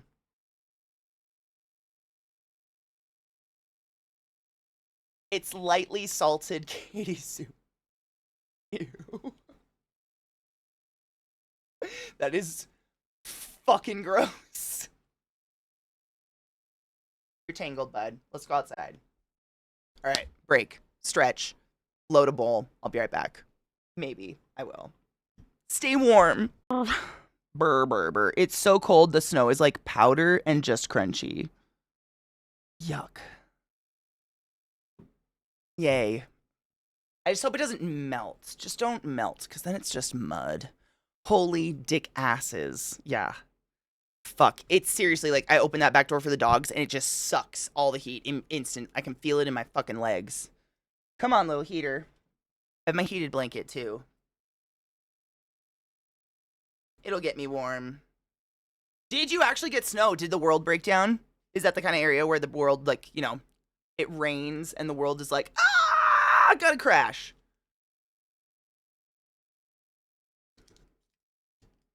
Oh, knives, nice. How do you treat yourself? Or is it just the accomplishment? Nah, that's nice. When I lived in Washington, it was that way. Like, rain, no problem. But, like, a dusting of snow, oh my god. Everything, every car was crashed. It was just accidents all over the place. People were fucking insane. That, or they were scared to leave the house. They were like, I can't. There's a dusting upon the floor. It's already melting. Yeah, we got slammed like 2 days in a row. And then yesterday it was just like in the negatives and just freezing to the point I felt bad. My dogs don't even want to go in it because it gets packed in their paws and it hurt. I can see them like lifting their paws and kind of like limping on it. And I have to dip their feet in warm water when they come in because it's just like this frozen powder. It's so cold. It's notably little here in ATX. Doggo loved it, rolled around in it when they're, yeah. Oh yeah, my dogs fucking love it. They eat it. I think that's what it does. It pulls at the little hairs in between their toes, which has gotta fucking suck. Knives, true. I mean, I can't say I wouldn't do the same. Same, yeah. They run in it. They go running, and it's super cute. They look like bunnies in the snow because it's just powder and it goes flying everywhere. And then within 5 minutes, they're like, absolutely not, and they come right back inside. I feel bad. They hate it. Same. Bill eats the snow. Trick's not so much into eating the snow, but Lilith definitely eats the snow. I'm going to fuck you with Satan's cock. Val, thank you so much for subbing to the class. Keeping the class alive and giving anything for 6 months in a row. I fucking appreciate you. Go forth and be consensual in all the ways because nothing in this world is sexier than pure sober consent. And thank you. I can drive in snow very well, but stay at home if I can. Same. That's exactly how I feel. I literally took driver's ed in like a foot of snow. Like it was sink or swim, man. I had to learn how to drive in the snow. I have a Jeep with 4-wheel drive, so I'm not afraid of snow by any means. I've got a big heavy car, truck, whatever you want to call a Jeep. It's great. It's when I get stuck in between two Honda Civics trying to drive through the same shit and I can feel the road is not good. I'm like, what the fuck? I understand you have to, but like you live here.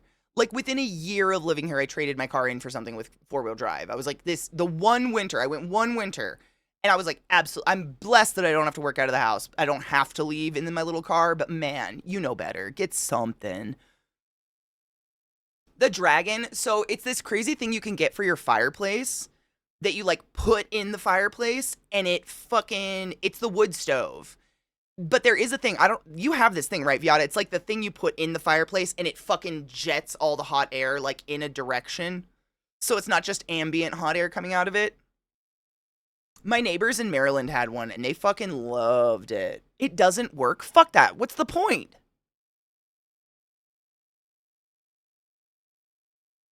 See, it's weird here for as long as winter is and how severe, we don't have a fireplace. Like, I don't know a house with a fireplace, actually. It's so bizarre. This is definitely an area you would want one.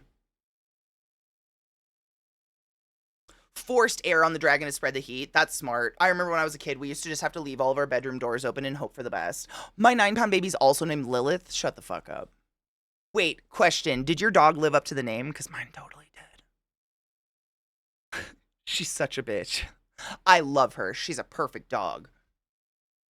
But she's a cunt. She's so judgy. When I moved to Washington from Texas, I sold my rear-wheel drive coupe after the first winter for an all-wheel drive car, 100%. It's crazy. I can't imagine not having at least all-wheel drive. Lilith, my Lilith, Bill, we call her Bill a lot. When she's being like a silly fuck, we call her Bill. She is Lilith in that she's very she's like literally like we looked up the actual like what Lilith the character and whatever, and Lilith the name means like killer, destroyer, eater of the small, because allegedly like biblically Lilith ate babies or something, and Lilith has the craziest prey drive. She wants to kill every small dog. She only likes like 4 people in this world. She doesn't hate people. She just like there's some people she just sits on the other side of the room and stares at. And there's like 4 or 5 people in the world she loves and she will lay with and cuddle and she's cool with you. Like she wants to protect you. You're part of the pack. But she's very choosy. Very fucking choosy. Whereas Trick, my boy, he's like the big, dumb, friendly, loves everybody. Anybody that gives him attention. And they're twins. Exact same life their entire... Like, we've literally had both of them since day one. They've had the exact same existence. It's so weird. It's like the name did it. I don't know.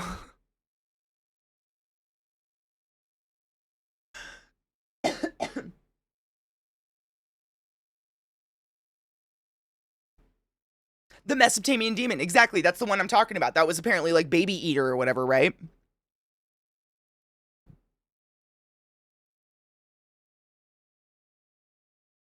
Oh my God, V. That sounds wonderful and horrible. She used to be a show dog until she was attacked. Oh my God, that's sad. When the owners put her up for adoption, her show dog name was J-Lo. Oh. I like your name. I like yours better.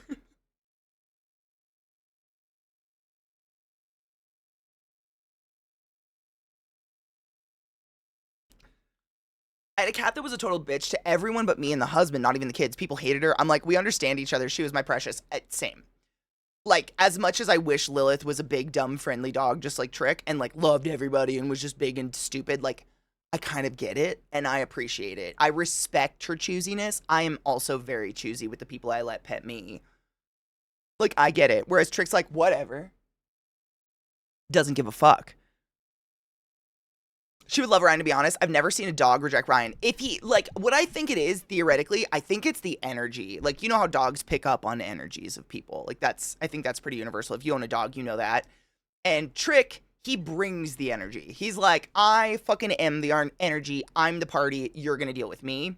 Lilith, if you come into my house like this, Scott, she's like, I don't know about that. And she doesn't like him. She doesn't want to be near him. Like, that's creepy to her. Whereas, like, if you come in with that, like, slouch, like, getting down with the dogs immediately, like, just lick me up, she's like, oh, okay, you're my people. I think she picks up on something like that. So if you're, like, someone who's coming to the house knows their dogs and you're excited about dogs, she's excited. She, like, picks up on that more sensitively, I guess. Our orange cat doesn't like anyone other than my fiance. I mean, my fiance is definitely his favorite, though. I'm the spare human. That's how I kind of feel to Lil most of the time, to be honest. Like, if dad's available, that's where she's gonna be. But if dad's not available, then she sits on me somewhere. Yzma's a bitch, but I think it's just because she's really dumb. Oh.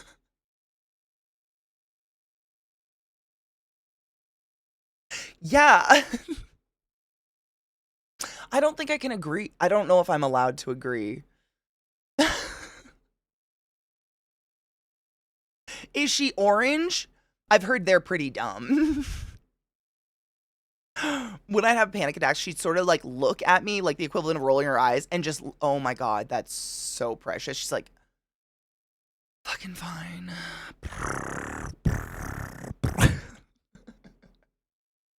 She's gray, but she has like no brain cells. Can you give me an example? Not a light in the eyes. I want to know an example of what a dumb cat does. Because, like, I have most experience with like barn cats or dogs. And dogs, for as smart as they are, they're big dumb shits. Like they're all of them. They're big dumb loves. Like that's what dogs are supposed to be. So cats always seem of like intelligent to me. Just base mode, lights are on, but nobody's home. But like, what does that mean?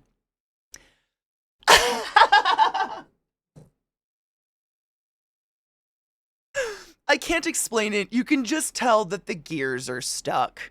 She has 1,000-yard stairs. Like,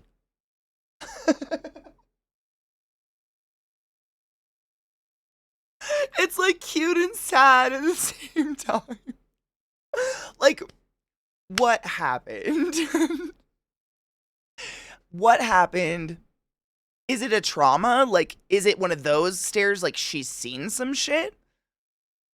Our orange cat's so dumb. He can have super smart moments when he has access to the shared brain cell, but he's so stupid otherwise. I don't know what it is. I've had orange cats in my life, but I haven't had a cat in so many years. Like, I do not remember if an orange cat was dumber, but I've heard universally from you guys that orange cats are for some reason either insane or stupid or yes. And I just don't know why. Why just the orange ones? I had an orange cat when I was a kid named Cheesy, but I was a kid. Like, everything's smart when you're a kid. She's a rescue, so oh my god, maybe what if she was one of those cats that had to like be in the room when her owners fucked? And she's just like sitting on a cat tree with the flicker of the tube TV and the fucking like shitty quality porn flickering on the sides of her eyes while her owners like sloppily slap all their bits together. What if it was like that kind of life? And she just had to like check out and forgot to check back in. Don't make me think about my cat's trauma. Wow, I should have read that before I went into that whole image for you. I'm so sorry. My bad.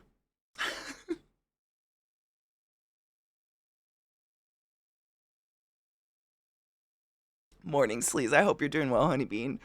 I'm sorry.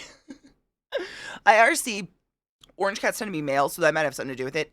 Interesting, both the orange cats I had in my life were male. I didn't know that, but we were just talking about this the other day. Like, calicos have to be female, etc. Like, there's a thing. Oh, bless. I have a dog with that sort of look in her eyes like that. I don't know how to explain it either. Just like, is it haunted Victorian child? There's many, like, 12-yard stares, I've learned. There's they've seen some shit, and then there's they are the shit, and then there's Bill, who's somewhere, I don't know, I don't want to summon her, who has that look like I died in a bed of the consumption in a white nightgown while my family watched and bled me, or something. She just, like, looks at you with that haunted, like, I've lived lives, and none of them were great look in her eyes. Had a female orange cat. No shit. I wonder how that happens. Not one of my older boys' orange cat. The dude walls around his apartment saying "Meow" all day while he's at work. Only smart orange boy I know. Oh, bless him. My mom had one as a kid. The poor thing was a ball of anxiety. Orange cats smell weird? Really? Oh, bless. They're just a little dingy then. Sophie, she basically lived under the bed and only came out to eat and shit. Is that a pet anymore, or are you just feeding a sewer rat?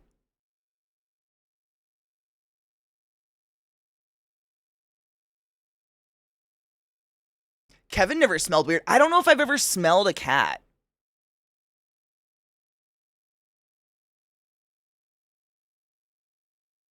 Honestly, I don't think I have.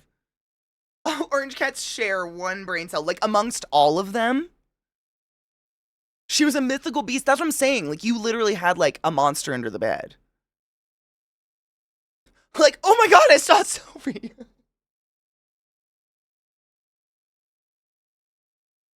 So it's like a spider web to the one cell, and they just like trade off. That's kind of elegant.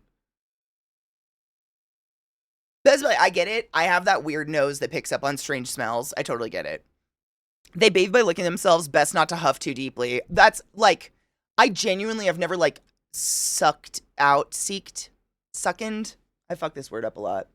I haven't seeked out smelling a cat because I'm just afraid of, I don't want to go into a sneezing fit. And I feel like just huffing the fur of anything is probably sought. I haven't sought that out yet. Thank you. It's funny you say that because literally someone just gave me a link of a cat like licking itself, I think. But it's an orange cat, so I don't have a lot of hope. Oh, there's no audio. Is this it?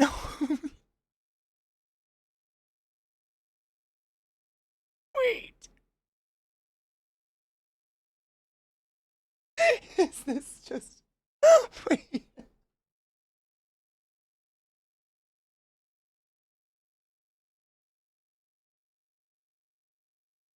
The eyes. Look at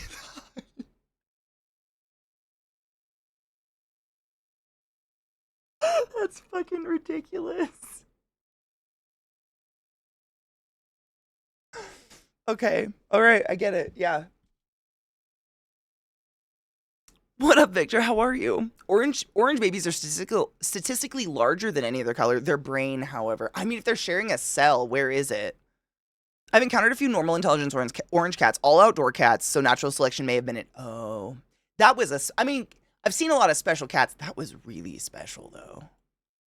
I feel a little bad. Like, did I just watch? Wow, that was loud. Am I watching some, you know? My orange cat does that and attacks his own tail all the time. Bless. Don't get me wrong, I'll still give Orangey. I thought that said orgy.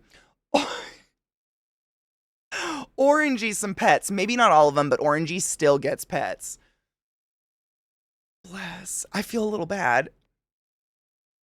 Absolutely. Horror, same. Yep. All the same whatevers. Good vibes. That's all we can do. Currently managing my own questions in You Don't Know Jack. Making my own questions. Oh, fuck yeah. Is your keyboard actually broken? Because I got these glorious keyboards and they're literally glorious. I already need to dust them, though. Our cat sits like a gremlin, too. It makes no sense how he sits. Oh, he sits like belly out, kind of like this one, with the legs straight out, kind of like a pug or like a French bulldog. I've seen that. It's really interesting. What's funny is, get this, so Rod's poodle, because she's been raised with Frenchies, sits like a Frenchie. She sits like that. Whereas my poodles sit like these, like, AKC, like, oh, look how good I look. She literally rolls her hips and sits like a little Frenchie. It's so fucking funny.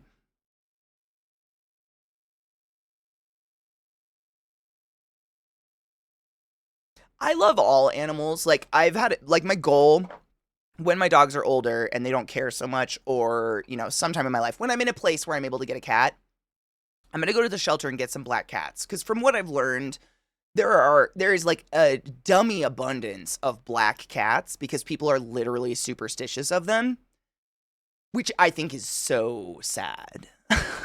That it, like pitiful. That, like, grown people won't adopt a color of cat because of a make-believe is so fucking weird and psychotic. I'm just gonna go and get a bundle of black kitties because I know they don't get adopted and I'm gonna give them homes. Like, that's all I got. There's just so many. It's so gross and weird.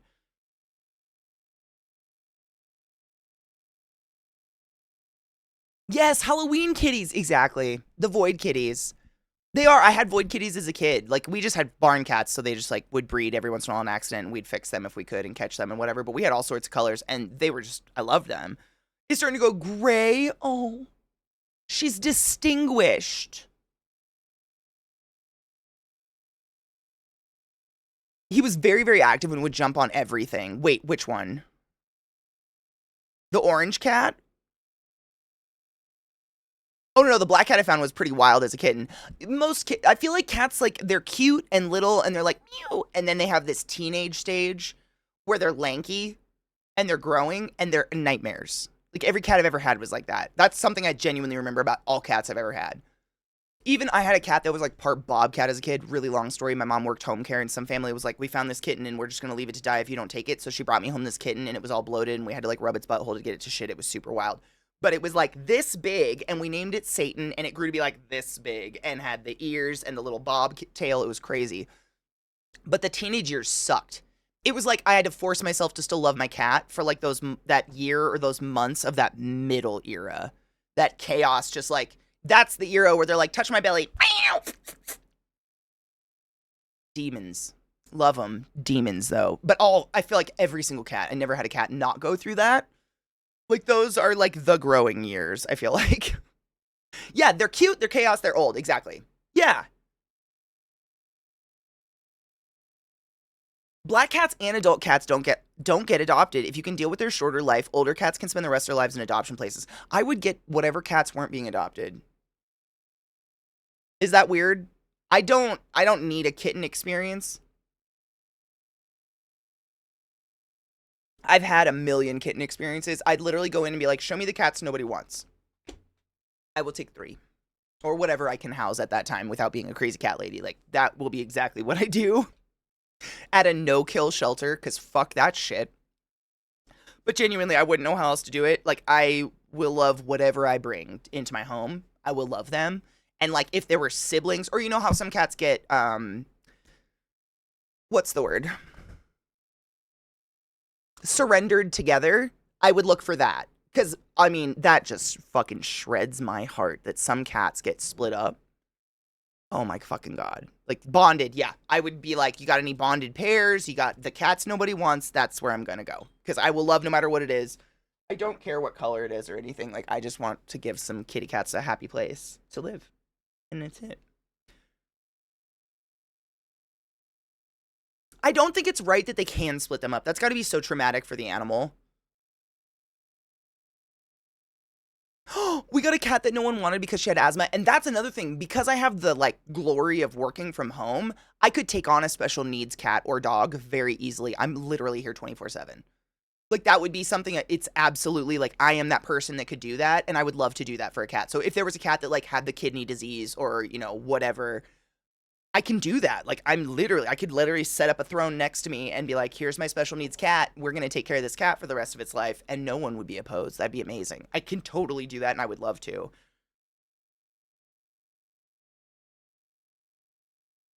Because then they get single kitten syndrome and get aggressive because they don't know how to play nicely. Oh, I mean, I wouldn't, yeah. Yeah, I mean, if you got, especially if I got kittens, yeah. We got a few strays around here because we live within walking distance of the church. Assholes just drop them off there at the church. We have strays in our area too. That's Willard. I talk about Willard. Willard is an actual cat that just started like lazing about in my yard. And he's just this huge tabby. Like, you know, the kind of the gray brown tabby with the black stripes. But he has like a Maine Coon face, the Ron Perlman face, just like masculine as fuck. One big ear, the other ear's like half chomped off, and his tail is like this. And he's enormous. He does not fear my dogs. He doesn't give a fuck. He lives in my shed in the wintertime, and I feed him to hopefully he's killing mice and rats. Like, that's my prayer. But that's one of them, and I don't know where they come from, but he doesn't give a fuck about anything. Lord Hybrid, cheers. Have a beautiful day and be safe.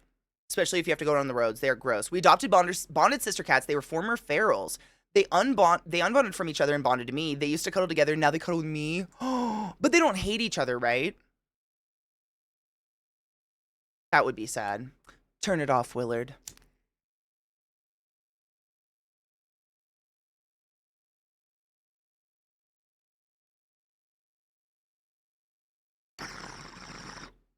Oh, Fel, you're an angel for taking care of that kitty cat. Because you know what's sad? Cats and dogs and all these domesticated animals, and I know I'm preaching to the crowd, the only reason they have literally any of these issues is because we bred them fucked up.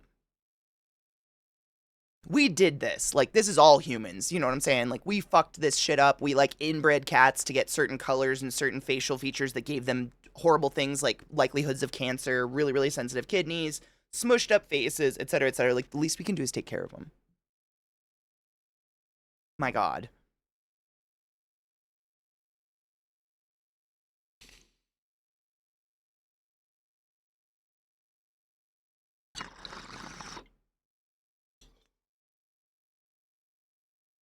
Oh, okay, so they still love each other. Okay, that's good, because I know when cats don't get along, it can get very ugly. I know, humans thinking they're gods with genetics and shit. We plan on rehoming a kitty. Rehoming the kittens my son rescued from under our shed, but they became too attached to us and each other, so we decided to keep them. Them not growing up with their litter or their actual mother, they bonded together, so we refused to separate them. I think that's, if you have the facility to do that, like the capability to do that, I think you should. I think that's fucking awesome. I can't imagine like my dogs being split up. I don't know like what they would do. Yzma starts fights and screams when Kuzco finishes them.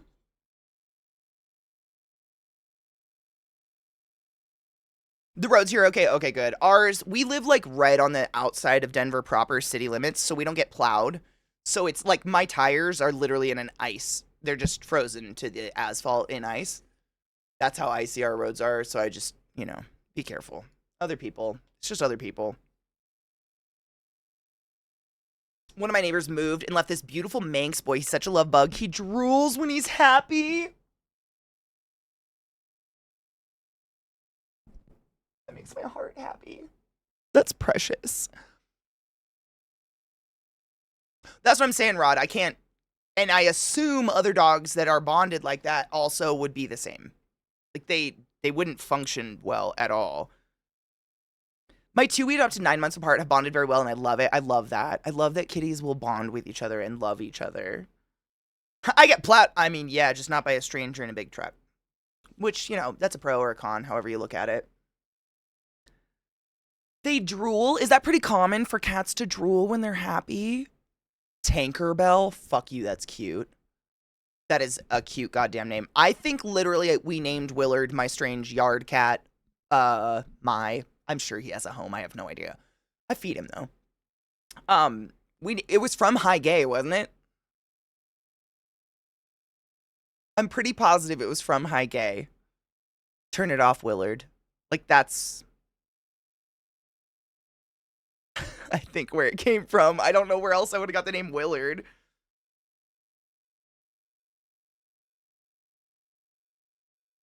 My brother had a rescued Alaskan Malamute named Zeus. That's a perfect name. Who was a big fat angry thing when we adopted him. Sad. A diet, 2 walks a day, hip surgery, and a lot of love later. And he was just a big goosey. And I love that dog. There's no bad dog. I know. Isn't that sad? There's no bad dog. There's no bad dog breed. There's just shitty people. Oh, she shakes the drool all over. I didn't know this was a thing that cats just drool. Is there anyone who hasn't seen High Gay? I don't know if we've played it in a bit.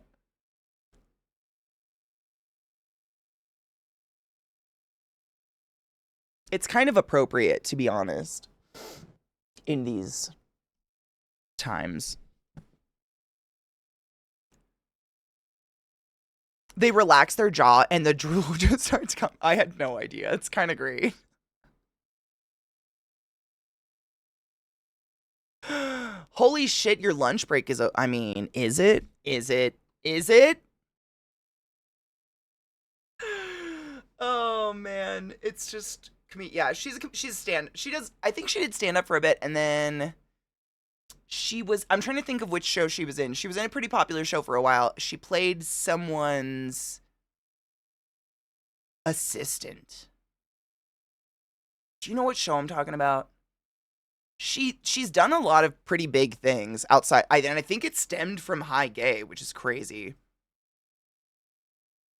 I know. Willard's at the behest of that. Is his name Willard Smith? Nah, my Willard's much more of a badass. My Willard ain't no little bitch. Katie! Stop it.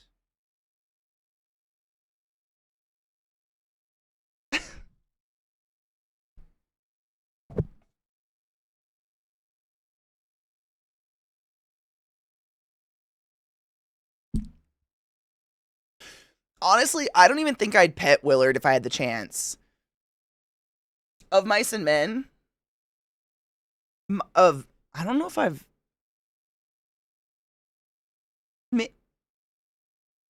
hold on.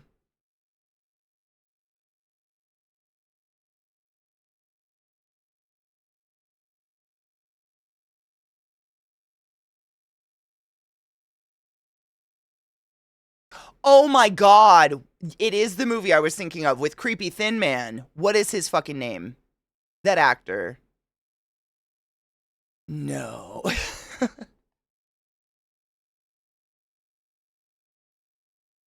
Absolutely not. Yes.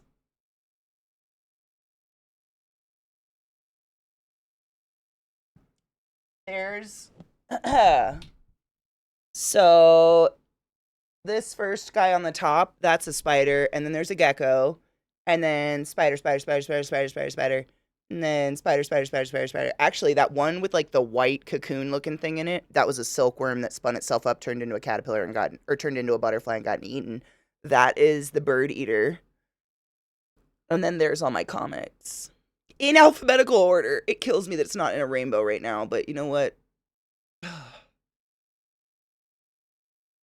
Yeah, the spider. They look pretty good. They look pretty good. I've still got some. I've got my frogs behind me. I'm not done. This is still gonna move. Still gonna move. I've got, I'm working on it. It was just a lot yesterday. Moving, honestly, what happened was I completely took everything off that bookshelf, which is a lot of fucking books.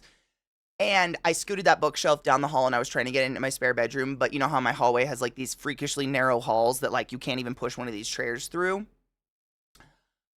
I got there and was like, this is not going to work. There's no fucking way I can get this shelf in here. Because it's like an IKEA bookshelf that I've had for like 15 years or something. I've never disassembled it. I don't even know if that would be safe to do at this point. Like if it would just fall apart, I have no idea. So I had to scoot it all the way back, and then I started trying to figure out where to put it, and I think I have an idea. But this is my anxious, like, the world's on fire, and I don't know what else to do. Infinity Gauntlet, yeah. I mean, these are just, like, the complete sets I have, and then the singles. Like, I have a first edition Wolverine and a first edition Boys and a few others. Like, the singles are down there.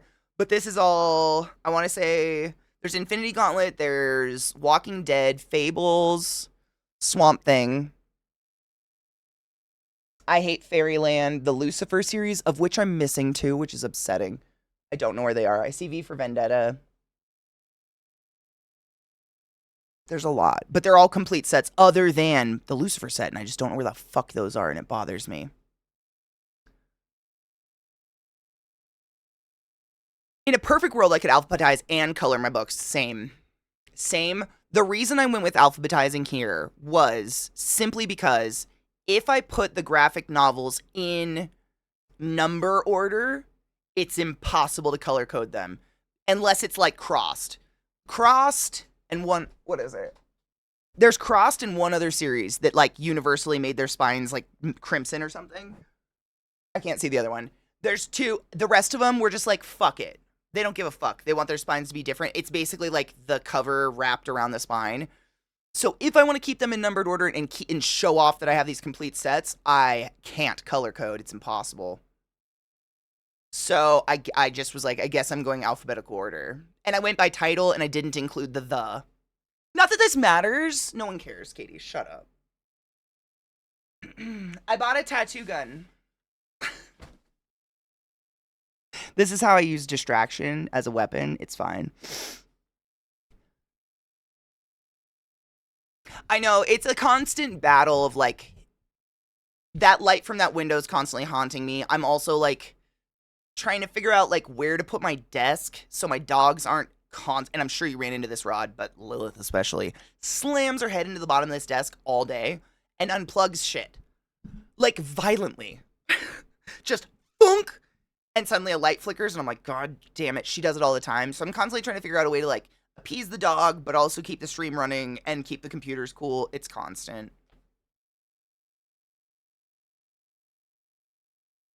Sandman, I have the Sandmans. I think it's, yeah, I have a full run of Sandman, which is dope.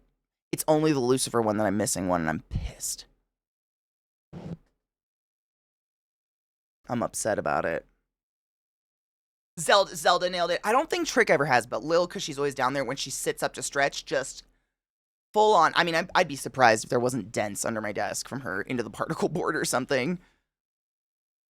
I'm going to, because it's like one and, what ones am I missing? Hold on.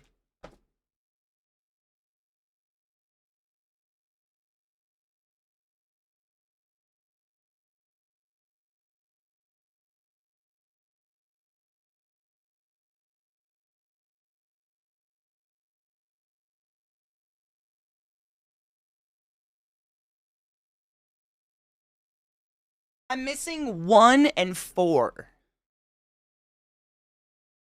How? What's excuse me. What's a lemon what's a lemon lime god?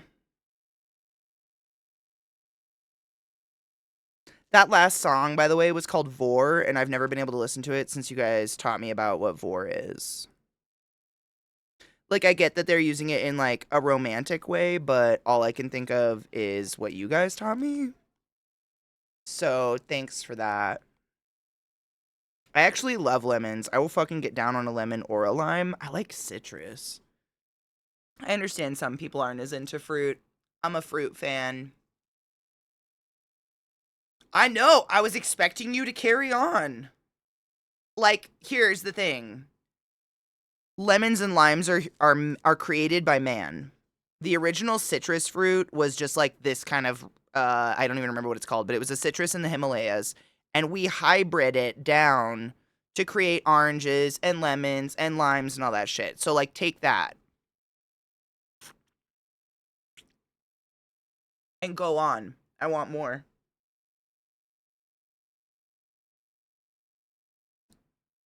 Yeah, I'm eating it like an apple because I stabbed my thumb through it. Judge me.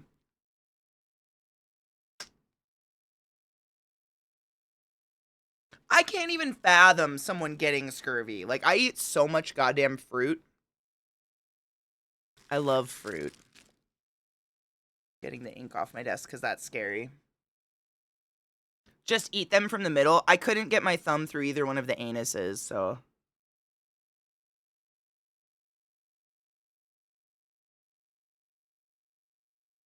A vial. What happened behind you? Oh my god, what happened? Oh my god, where is my bookshelf?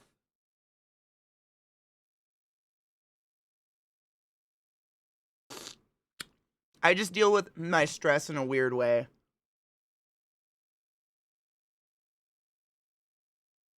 I.e., deep cleaning. And the only way to deep clean that corner is to get rid of the fucking bookshelf. The tattoo didn't go through the meat of the orange at all. It's kind of wild.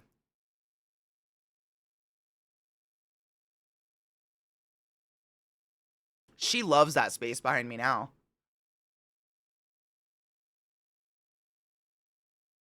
The other one's directly behind me. You just can't see him. But he's there.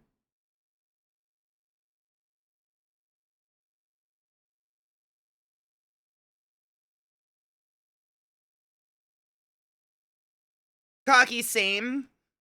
That's usually what I do. And yesterday that turned into this. Psychotically. Look, it's the little orange.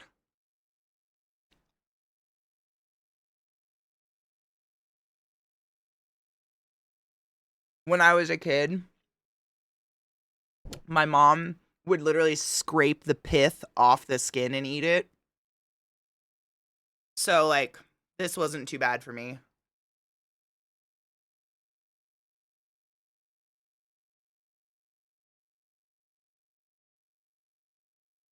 I think of it as the fiber. Like, I don't, like, my mom, she'd chow on that. I won't do that.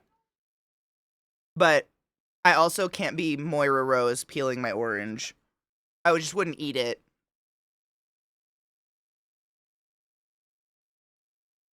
Hawaiian bread, like Hawaiian rolls.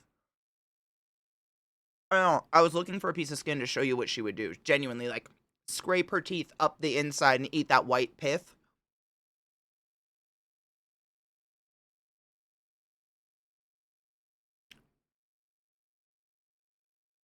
Yeah. Oh, Viata, have you ever eaten a pomelo? I doubt it, because the pith is literally like an inch thick. It is crazy. It's so thick on a pomelo, but they're really tasty.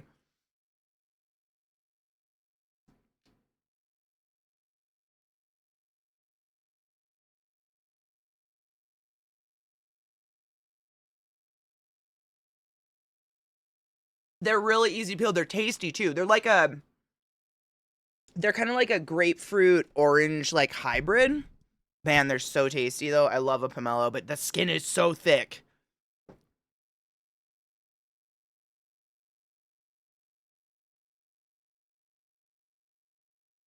See, I guess I don't notice the white pith because, like, if the orange isn't good enough to cover up the taste of the pith, I'm just not going to eat the orange.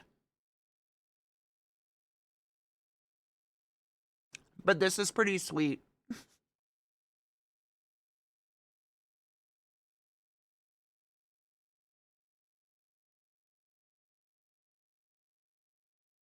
Now, the question is, do you consume the bananas?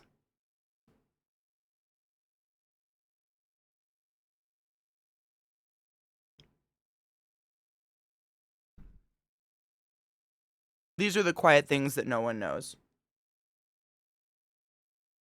If you hate bananas, then you don't count.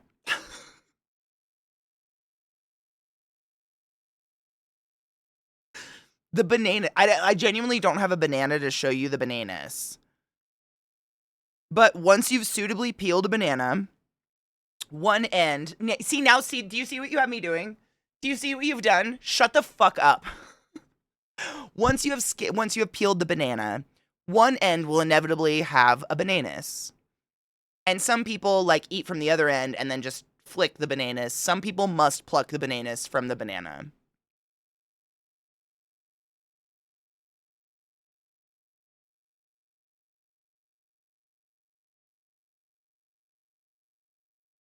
I eat the bananas.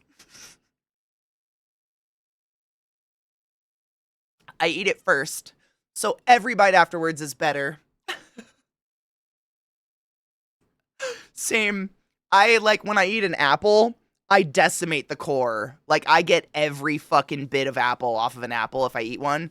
All that's left is seeds and stems. But I definitely get down on it. Yeah, I'm kind of a heathen. Still be my friend, okay? So you might be a bananas eater. It's where the banana, I can't remember if it's the anus part where it connects to the plant or if it's where the flower part is. Is this song playing again? We already heard you. You're a beautiful song, but you're a little emotional for us. It's just this little brown bit, but like there's some people who cannot get down on a banana unless the bananas has been removed. It's a very sensitive topic. I'm not judging it. Is it the flower part where the bananas is? Okay.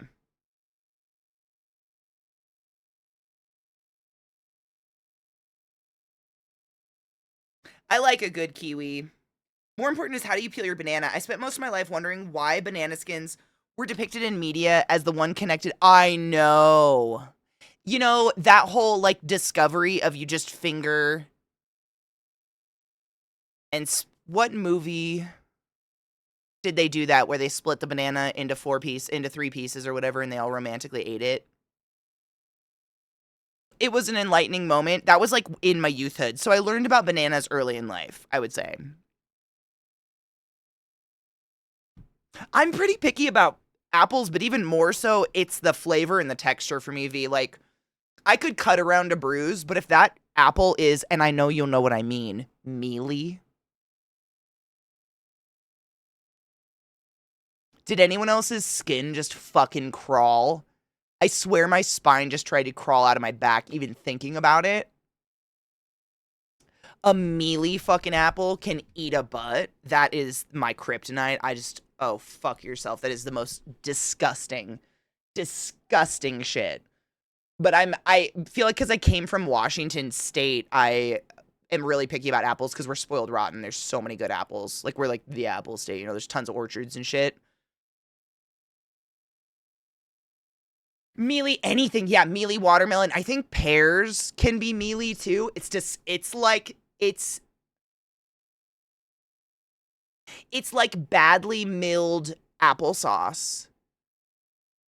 I don't know how to describe mealy if you've never experienced it. It's like gritty, mushy, but also not.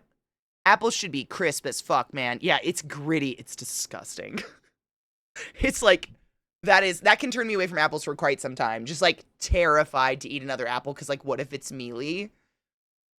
But the same thing with an orange. Like, if I eat an orange and one slice and it's not sweet, I toss it. I'm not going to waste my time. Oranges are meant to be sweet, not like dry, desiccated sadness.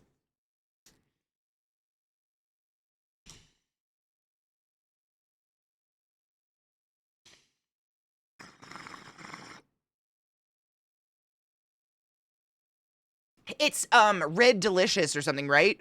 It's essentially that waxy fucking apple that we got in every school lunch ever. Yeah, they're almost exclusively that, and the skin is thicker. I swear the skin is thicker than it should be, and it's bitter and weird. Yeah, no, I know exactly what you're talking about. It's disgusting. I'm not a fan. Yeah, fuck those apples. Honeycrisp are where it's at if you can find them for a good price. Fuji are pretty decent. I can't do mealy anything, dude. That is such a gross texture. We call the ends of bread the butt. Me too. So one time in public, we were talking about bread ends, and hubby goes, yeah, I like to eat the butt. And people are like, say, what? Same. I'm a butt eater. Big time. Big fan of the bread butt. Yeah.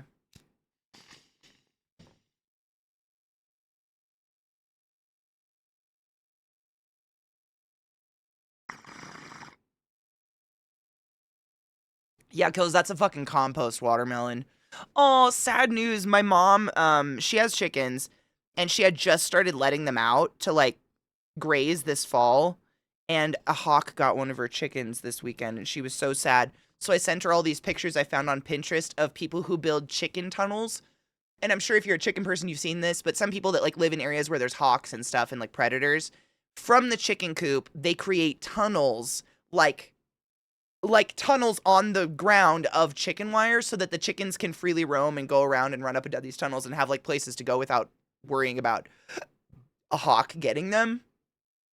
I secretly really hope she builds them. Oh, that's smart. Maybe I'll suggest that to her, Kills. I'm gonna write that down. A berry net?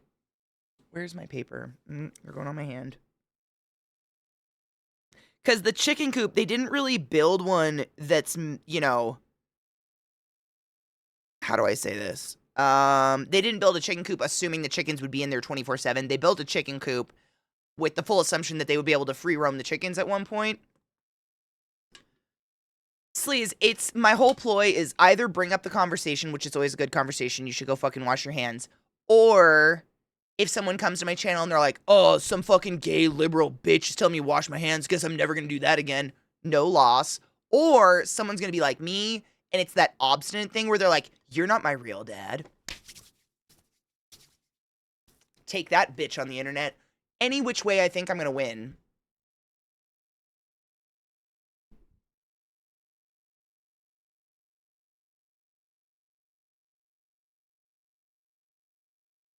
I've heard about that, Crispy, and correct me if I'm wrong. I heard that's why beef is so expensive right now because the cows got bird flu.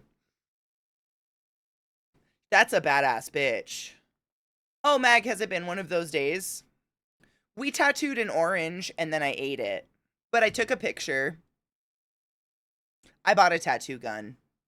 Because that's 2025 for me. How is it for you? You should buy a tattoo gun.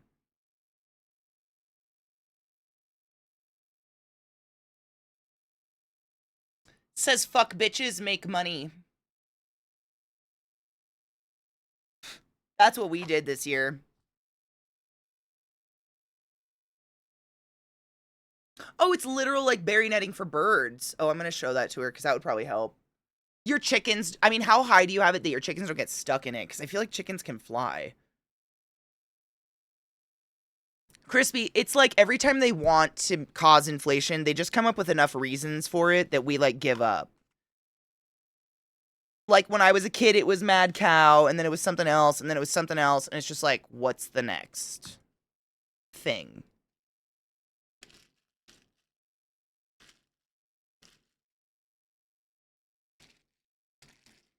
I have high chickens. Well, they jump and I mean, shut up. My mom, they jump up on like their roosts, and so I was worried like if they're in the yard and they jump up, would they get stuck in the berry shit, in the berry netting?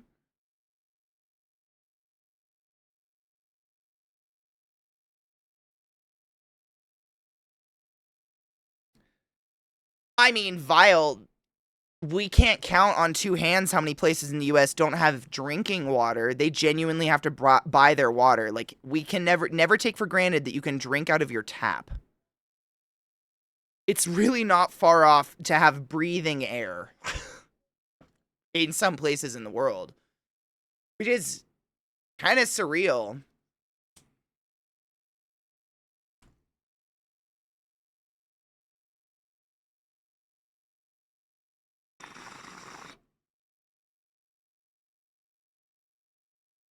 My biggest issue that I'm going to run into this year, that was my issue last year, was locusts. The grasshoppers decimated my yard. And I don't know how I'm going to beat them because their eggs are in the ground and they're just all born at one time. And I won't use poison. And that's like, I planted like 3 trees last year and the locusts just fucking went to town on them. All I can say, it's like multiple species of grasshopper locusts. So I say locust because some of them are like this big and they're like gray. And when they fly, their wings go, and their wings have a neon color underneath. But when they land, they're just like a gray stick. You can't even see them. But when they fly, their wings are like bright red, bright orange, or bright yellow.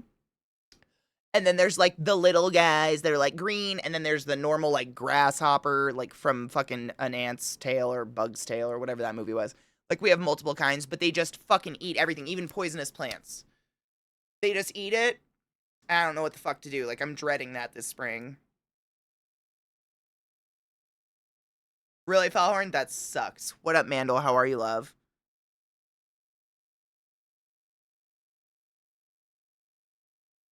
High Noon Chicken. Oh my god. High Noon Chicken by ClassyKatie. Imagine. I would love to have chickens, but I wouldn't do it unless I lived in the country, because I don't think that's very fair to other people. Chickens are loud. They attract bugs and, like, fleas and stuff. Like, no joke. They genuinely attract fleas. Like, if you have chickens, they say to keep the coop relatively far from your house so that the fleas aren't, like, up in your business. But they attract fleas and rats and stuff like that. Like, unless you have property to put them fairly afar, fairly far away from you, it seems not kind. Unless your neighbors have chickens. In which case, fuck them.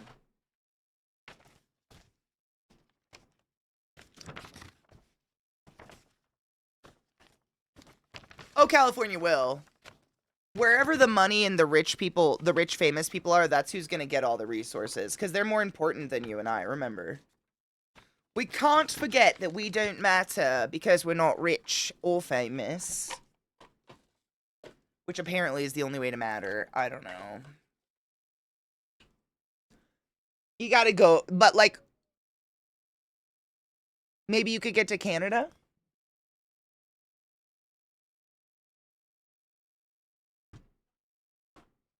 Maybe? That's El Posible.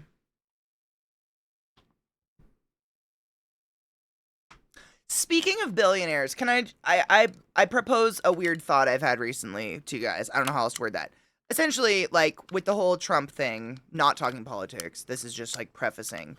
I've seen a lot of articles lately where it's, like, specifically stating, like, this famous person's leaving the United States of America. This famous person's finally leaving the United States of America.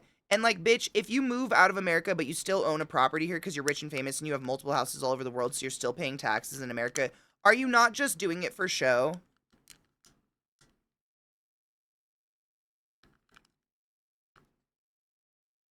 It seems very much like a look at me being a good guy thing or some shit. But that might just me being 100% cynical. It's like when people make a big deal. 100% is tax guy. Okay, cool.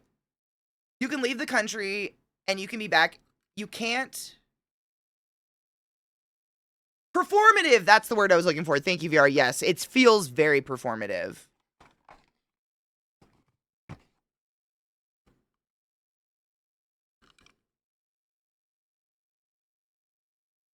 Cool. So I'm not. I. Every time I see this post, that's exactly what pops into my mind. And I keep meaning to like present it to you guys because I wanted to know if I'm like totally off base on that. But it seems excessively performative. Like when people are like, "Look at all this money I donated somewhere," or "Look at all the good I do. Praise me. I'm a good person." Blah blah blah blah blah. And it's excessively performative because you're just like, I don't know about that. You have to renounce U.S. citizenship to escape the income tax. Yeah, you still have to pay it other places. Good for you for having the resources to leave the rest of us behind. Exactly. Yeah, and making a really big deal out of it. We don't all feel super weird about that. I feel super normal about that. I don't.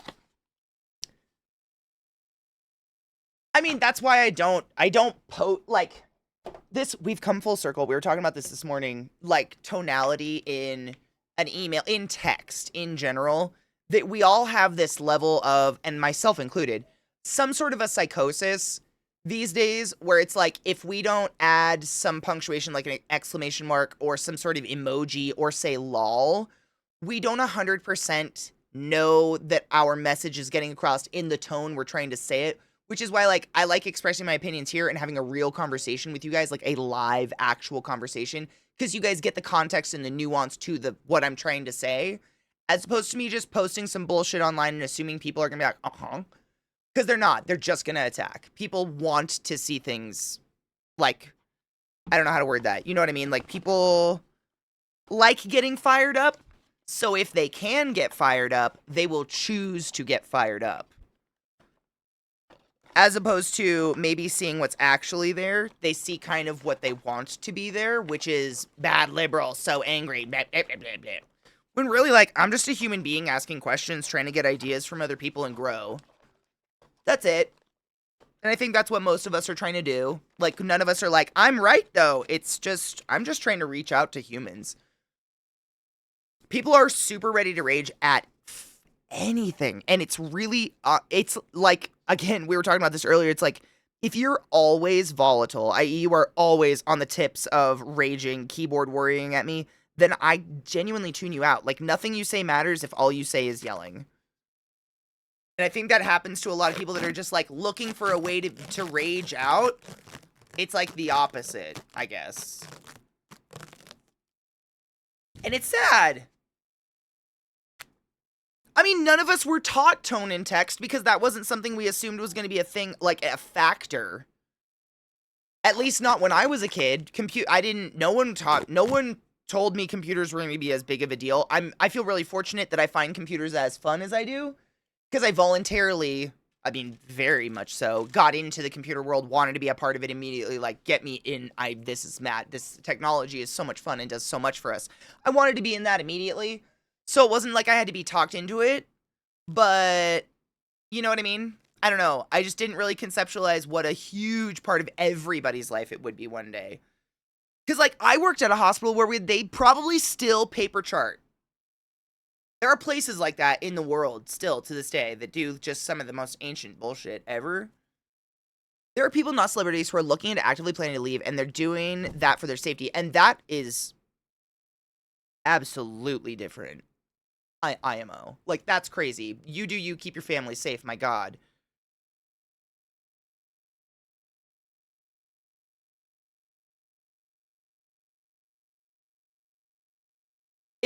If a company that takes in hundreds of billions donates 10 million, that's a grain of sand in the vast desert of their profit. Yeah.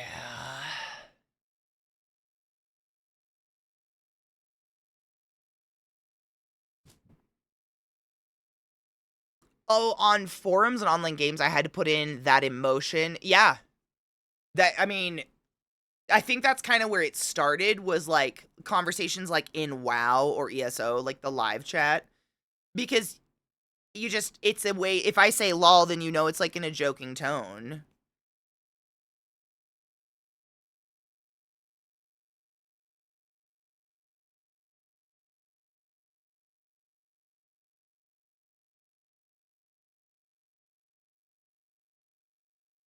I don't know, Chronicle, there was that argument. I remember when someone, I can't remember who it was like, this person, this person, this person has enough money to donate to like let's say just say Flint, Michigan as an example, to fix their problem with water. Should we rely on billionaires, like random ass rich motherfuckers who just have tons of money to fix problems like that? Like, would that enable our government to be even shittier at taking care of their people? Or would our government like see that and be like, oh shit, maybe we should step up? Like, I remember when that happened, when the Flint, Michigan thing went really viral and we were all talking about it. That was a big thing that we were like, there's billionaires out there that could just fix this problem. And it's like, the government should fucking fix this problem. And if billionaires go around fixing problems, then they can just start treating us shittier and shittier and expecting billionaires to fix problems.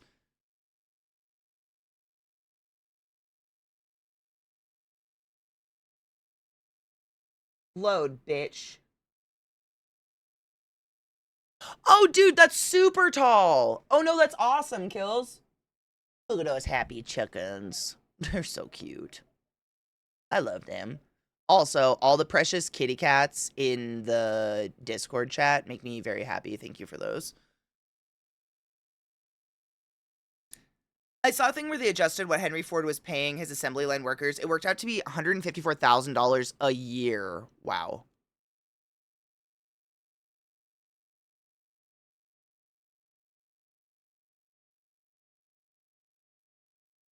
The problem is we don't really need billionaires in the first place. Actually owning $1 billion is unfathomable. It is, and it's not, no one, I mean, that's just facts that no one can spend that amount of money in a lifetime. Like, I don't know, but I mean, they do exist, so. Nazis shouldn't exist. They do. They're everywhere. Like, come on. Just because it does, though. So it's like, we gotta like, think about it in terms of, like, what does exist, which it does. They do.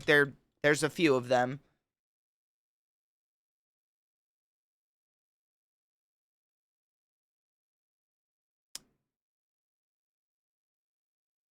Stop it. I hate that, Kills. I hate that on every level of my core of my being. So hard. I hate her teachers so much. It doesn't mean we still can't keep working on the other end, keep the government working correctly. Oh, wait, I didn't read the first part. And the way they're set up as a country, it kind of feels at this time we've allowed the wealth to be hoarded in their hands. Seems like a way to get it back. I think it's like I agree with you. It's also, just to add on to that, a case of like, they keep most of us, the middle class, the imaginary middle class, lower class, whatever you want to call us, they keep us working just enough, just hard enough that we don't have enough energy in our corpses to realize how fucked up it all is. And by the time you do, you're too young or too old or something, like something's in the way. I don't know. Cheers.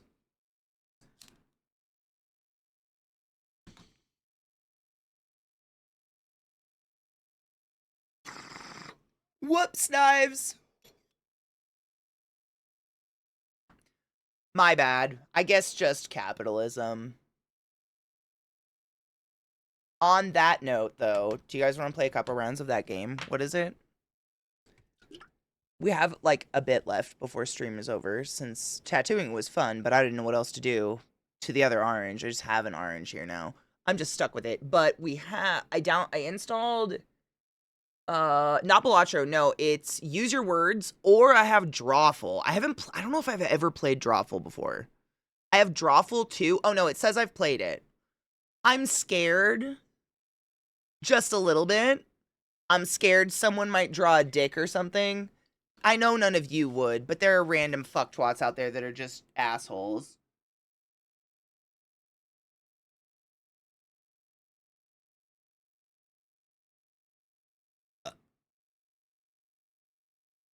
Yeah, let's use our silly words to make the pain go away. I agree. It'll make us laugh, at least. It will do something. Right? Cheers. That's what I'm going to tell myself. It'll disassociate us a little bit, at least. No, we're not going to play Drawful because I'm scared of that.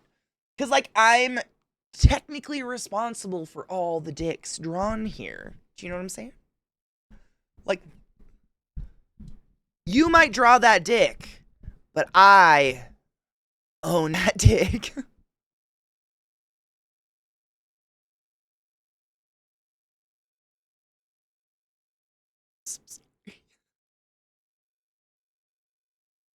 I kind of I love spectating in this game. It's so fast, and having to read it, I mean, I don't have to, but I like to read it all out loud.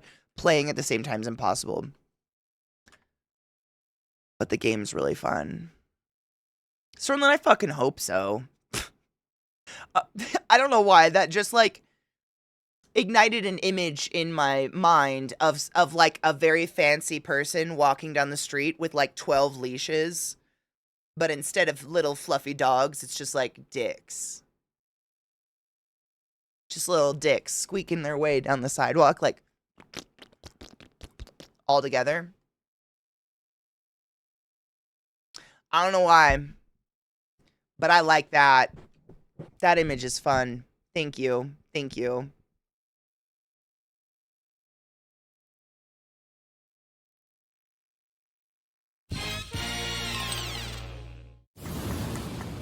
Audio. It's here. It's queer. It's ready to fuck. If you guys want, we can always play more of this game. Or we can try Drawful. You guys just have to promise not to draw dicks, okay? Like, anything TOS. We can't draw TOS stuff. You could draw phallic items, like draw a really good hot dog in a bun with hot dog and mustard, and not a mysterious uncut head. There's so many things we could do, just not that. And I want to play Drawful really bad, but I've been nervous. But this game's awesome too, so if you guys want to play this too, I'm down. I just feel like this week we just need to, like, focus on, like, group games and good feels and just laughing at stupid shit together because the world's on fire and I don't know. If you're anything like me, you just kind of need to disassociate from it for a bit. Which is why, as great as this looks right now, I need to go tackle that. It's pretty fucking sick. Gotta go do that. Otherwise, I can't use my treadmill, and I'm gonna be real fucking mad. Will we have a new Sasha? Oh my god, remind me tomorrow. Yeah, no, we aren't Zeke's chat. Don't try to pull that shit with me. I see you, bitch. I want to draw the dick. Again, I can't call it out unless I am it. My greatest wish in life is to show you guys how unabashedly good at drawing a cock I am. It's like my secret, not so secret hidden talent that I don't get to share with anybody because the world's like, genitals, ew. But oh, I've practiced. They're my favorite. But I can't. I never be able to. I want to. We all want to. Fiata, you are not wrong. You're not exactly. It's like that is my treadmill and all of that. That's all my, like, keepsakes. I just need to organize back onto my bookshelf, to be honest. My nose itches so bad. I mean, even in Discord, I have to put it, like, in the NSFW Discord, which is lame. It only takes one. You are not wrong. It only takes one. They ruin all of our good times, to be honest. But yeah, I'm gonna go clean some stuff. God knows, this background could be different tomorrow. Who knows what I'll get up to. Anxious energy. As always, in about 2 hours in our Discord, we have movie night. Glut has been giving us good feel movies because, again, the world is just in a terrible mental state. And I said this at the beginning of stream. I will say it again. I know it's redundant. I know it's preaching to the crowd, but I feel it just needs to be said. This will forever and always, as long as I am fucking alive and on this platform, be a safe place for everyone. Trans women are women. Trans men are men. Non-binary people do not owe us anything in their outward expression. Period. End of story. You are valid. You matter. Please feel safe here. Forever. My mods, like, we get pretty feisty when it comes to that shit. We've been doing it for 10 years, and I think we've done a fucking stand-up job, and it will always be safe here. You exist and you matter. Just that's it. Please be safe. Take care of yourself. Maybe order some delicious ice cream or just, like, a family-size order of barbecue and cupcakes. Put yourself on some fucking comfort TV. Like, I'm not shitting you, the other night I went to sleep watching The Muppet Treasure Island. For me, that's comfort TV. There are no gunshots. There's no, like, crazy violence. It's just, like, child play. Like, I put on that or Jungle Book or, like, I love old Disney, like Dalmatians or, what was the other one I just watched the other night? I just blanked on it. Oh, Robin Hood. Like, those are my favorites, and they're just, like, nonsensical. Muppet Treasure Island is fucking dope. It is so underrated. The Muppets were great. I love the Muppet movies. That's definitely Pete's Dragon, 100%. Yes. Oh yeah, all that old stuff. The Last Unicorn. Just put on something comforting and give yourself mental space to like. You deserve to rest and try to like recoup mental space because I know a lot of us are like right now. It's just no one's in a good state. It's all shit. Take care of yourselves though. I will be back here tomorrow. We can play community games. We can do. I had an idea. So I'll pull it out tomorrow if you guys remind me, but when going through my bookshelf, I found a bunch of these drawings that I used to do. I called them Twitch Creates, and it was essentially people, if you resubbed or subbed or tipped bits or something or whatever, basically you got to add something to my drawing. And so I have these drawings that are like a Power Ranger with xylophone teeth and sharks for arms and like a horse ass. I don't know, they're crazy, but I thought it'd be fun to do something like that. Just a Twitch Creates, because it's something we can do together that's fun and kind of, disassociate from the shitty world that is shitty. But those were fun times. She's here. Cupcake's here. She'll find a home, don't worry. I saved Cupcake's head. I have to do something with it. She'll have a home. In the meantime, I'm going to raid my friend Dan because I know he's full of all the same just good, I don't know what else to say other than good vibes. Just a place where you can be safe and not have to worry about people talking about politics or something gross.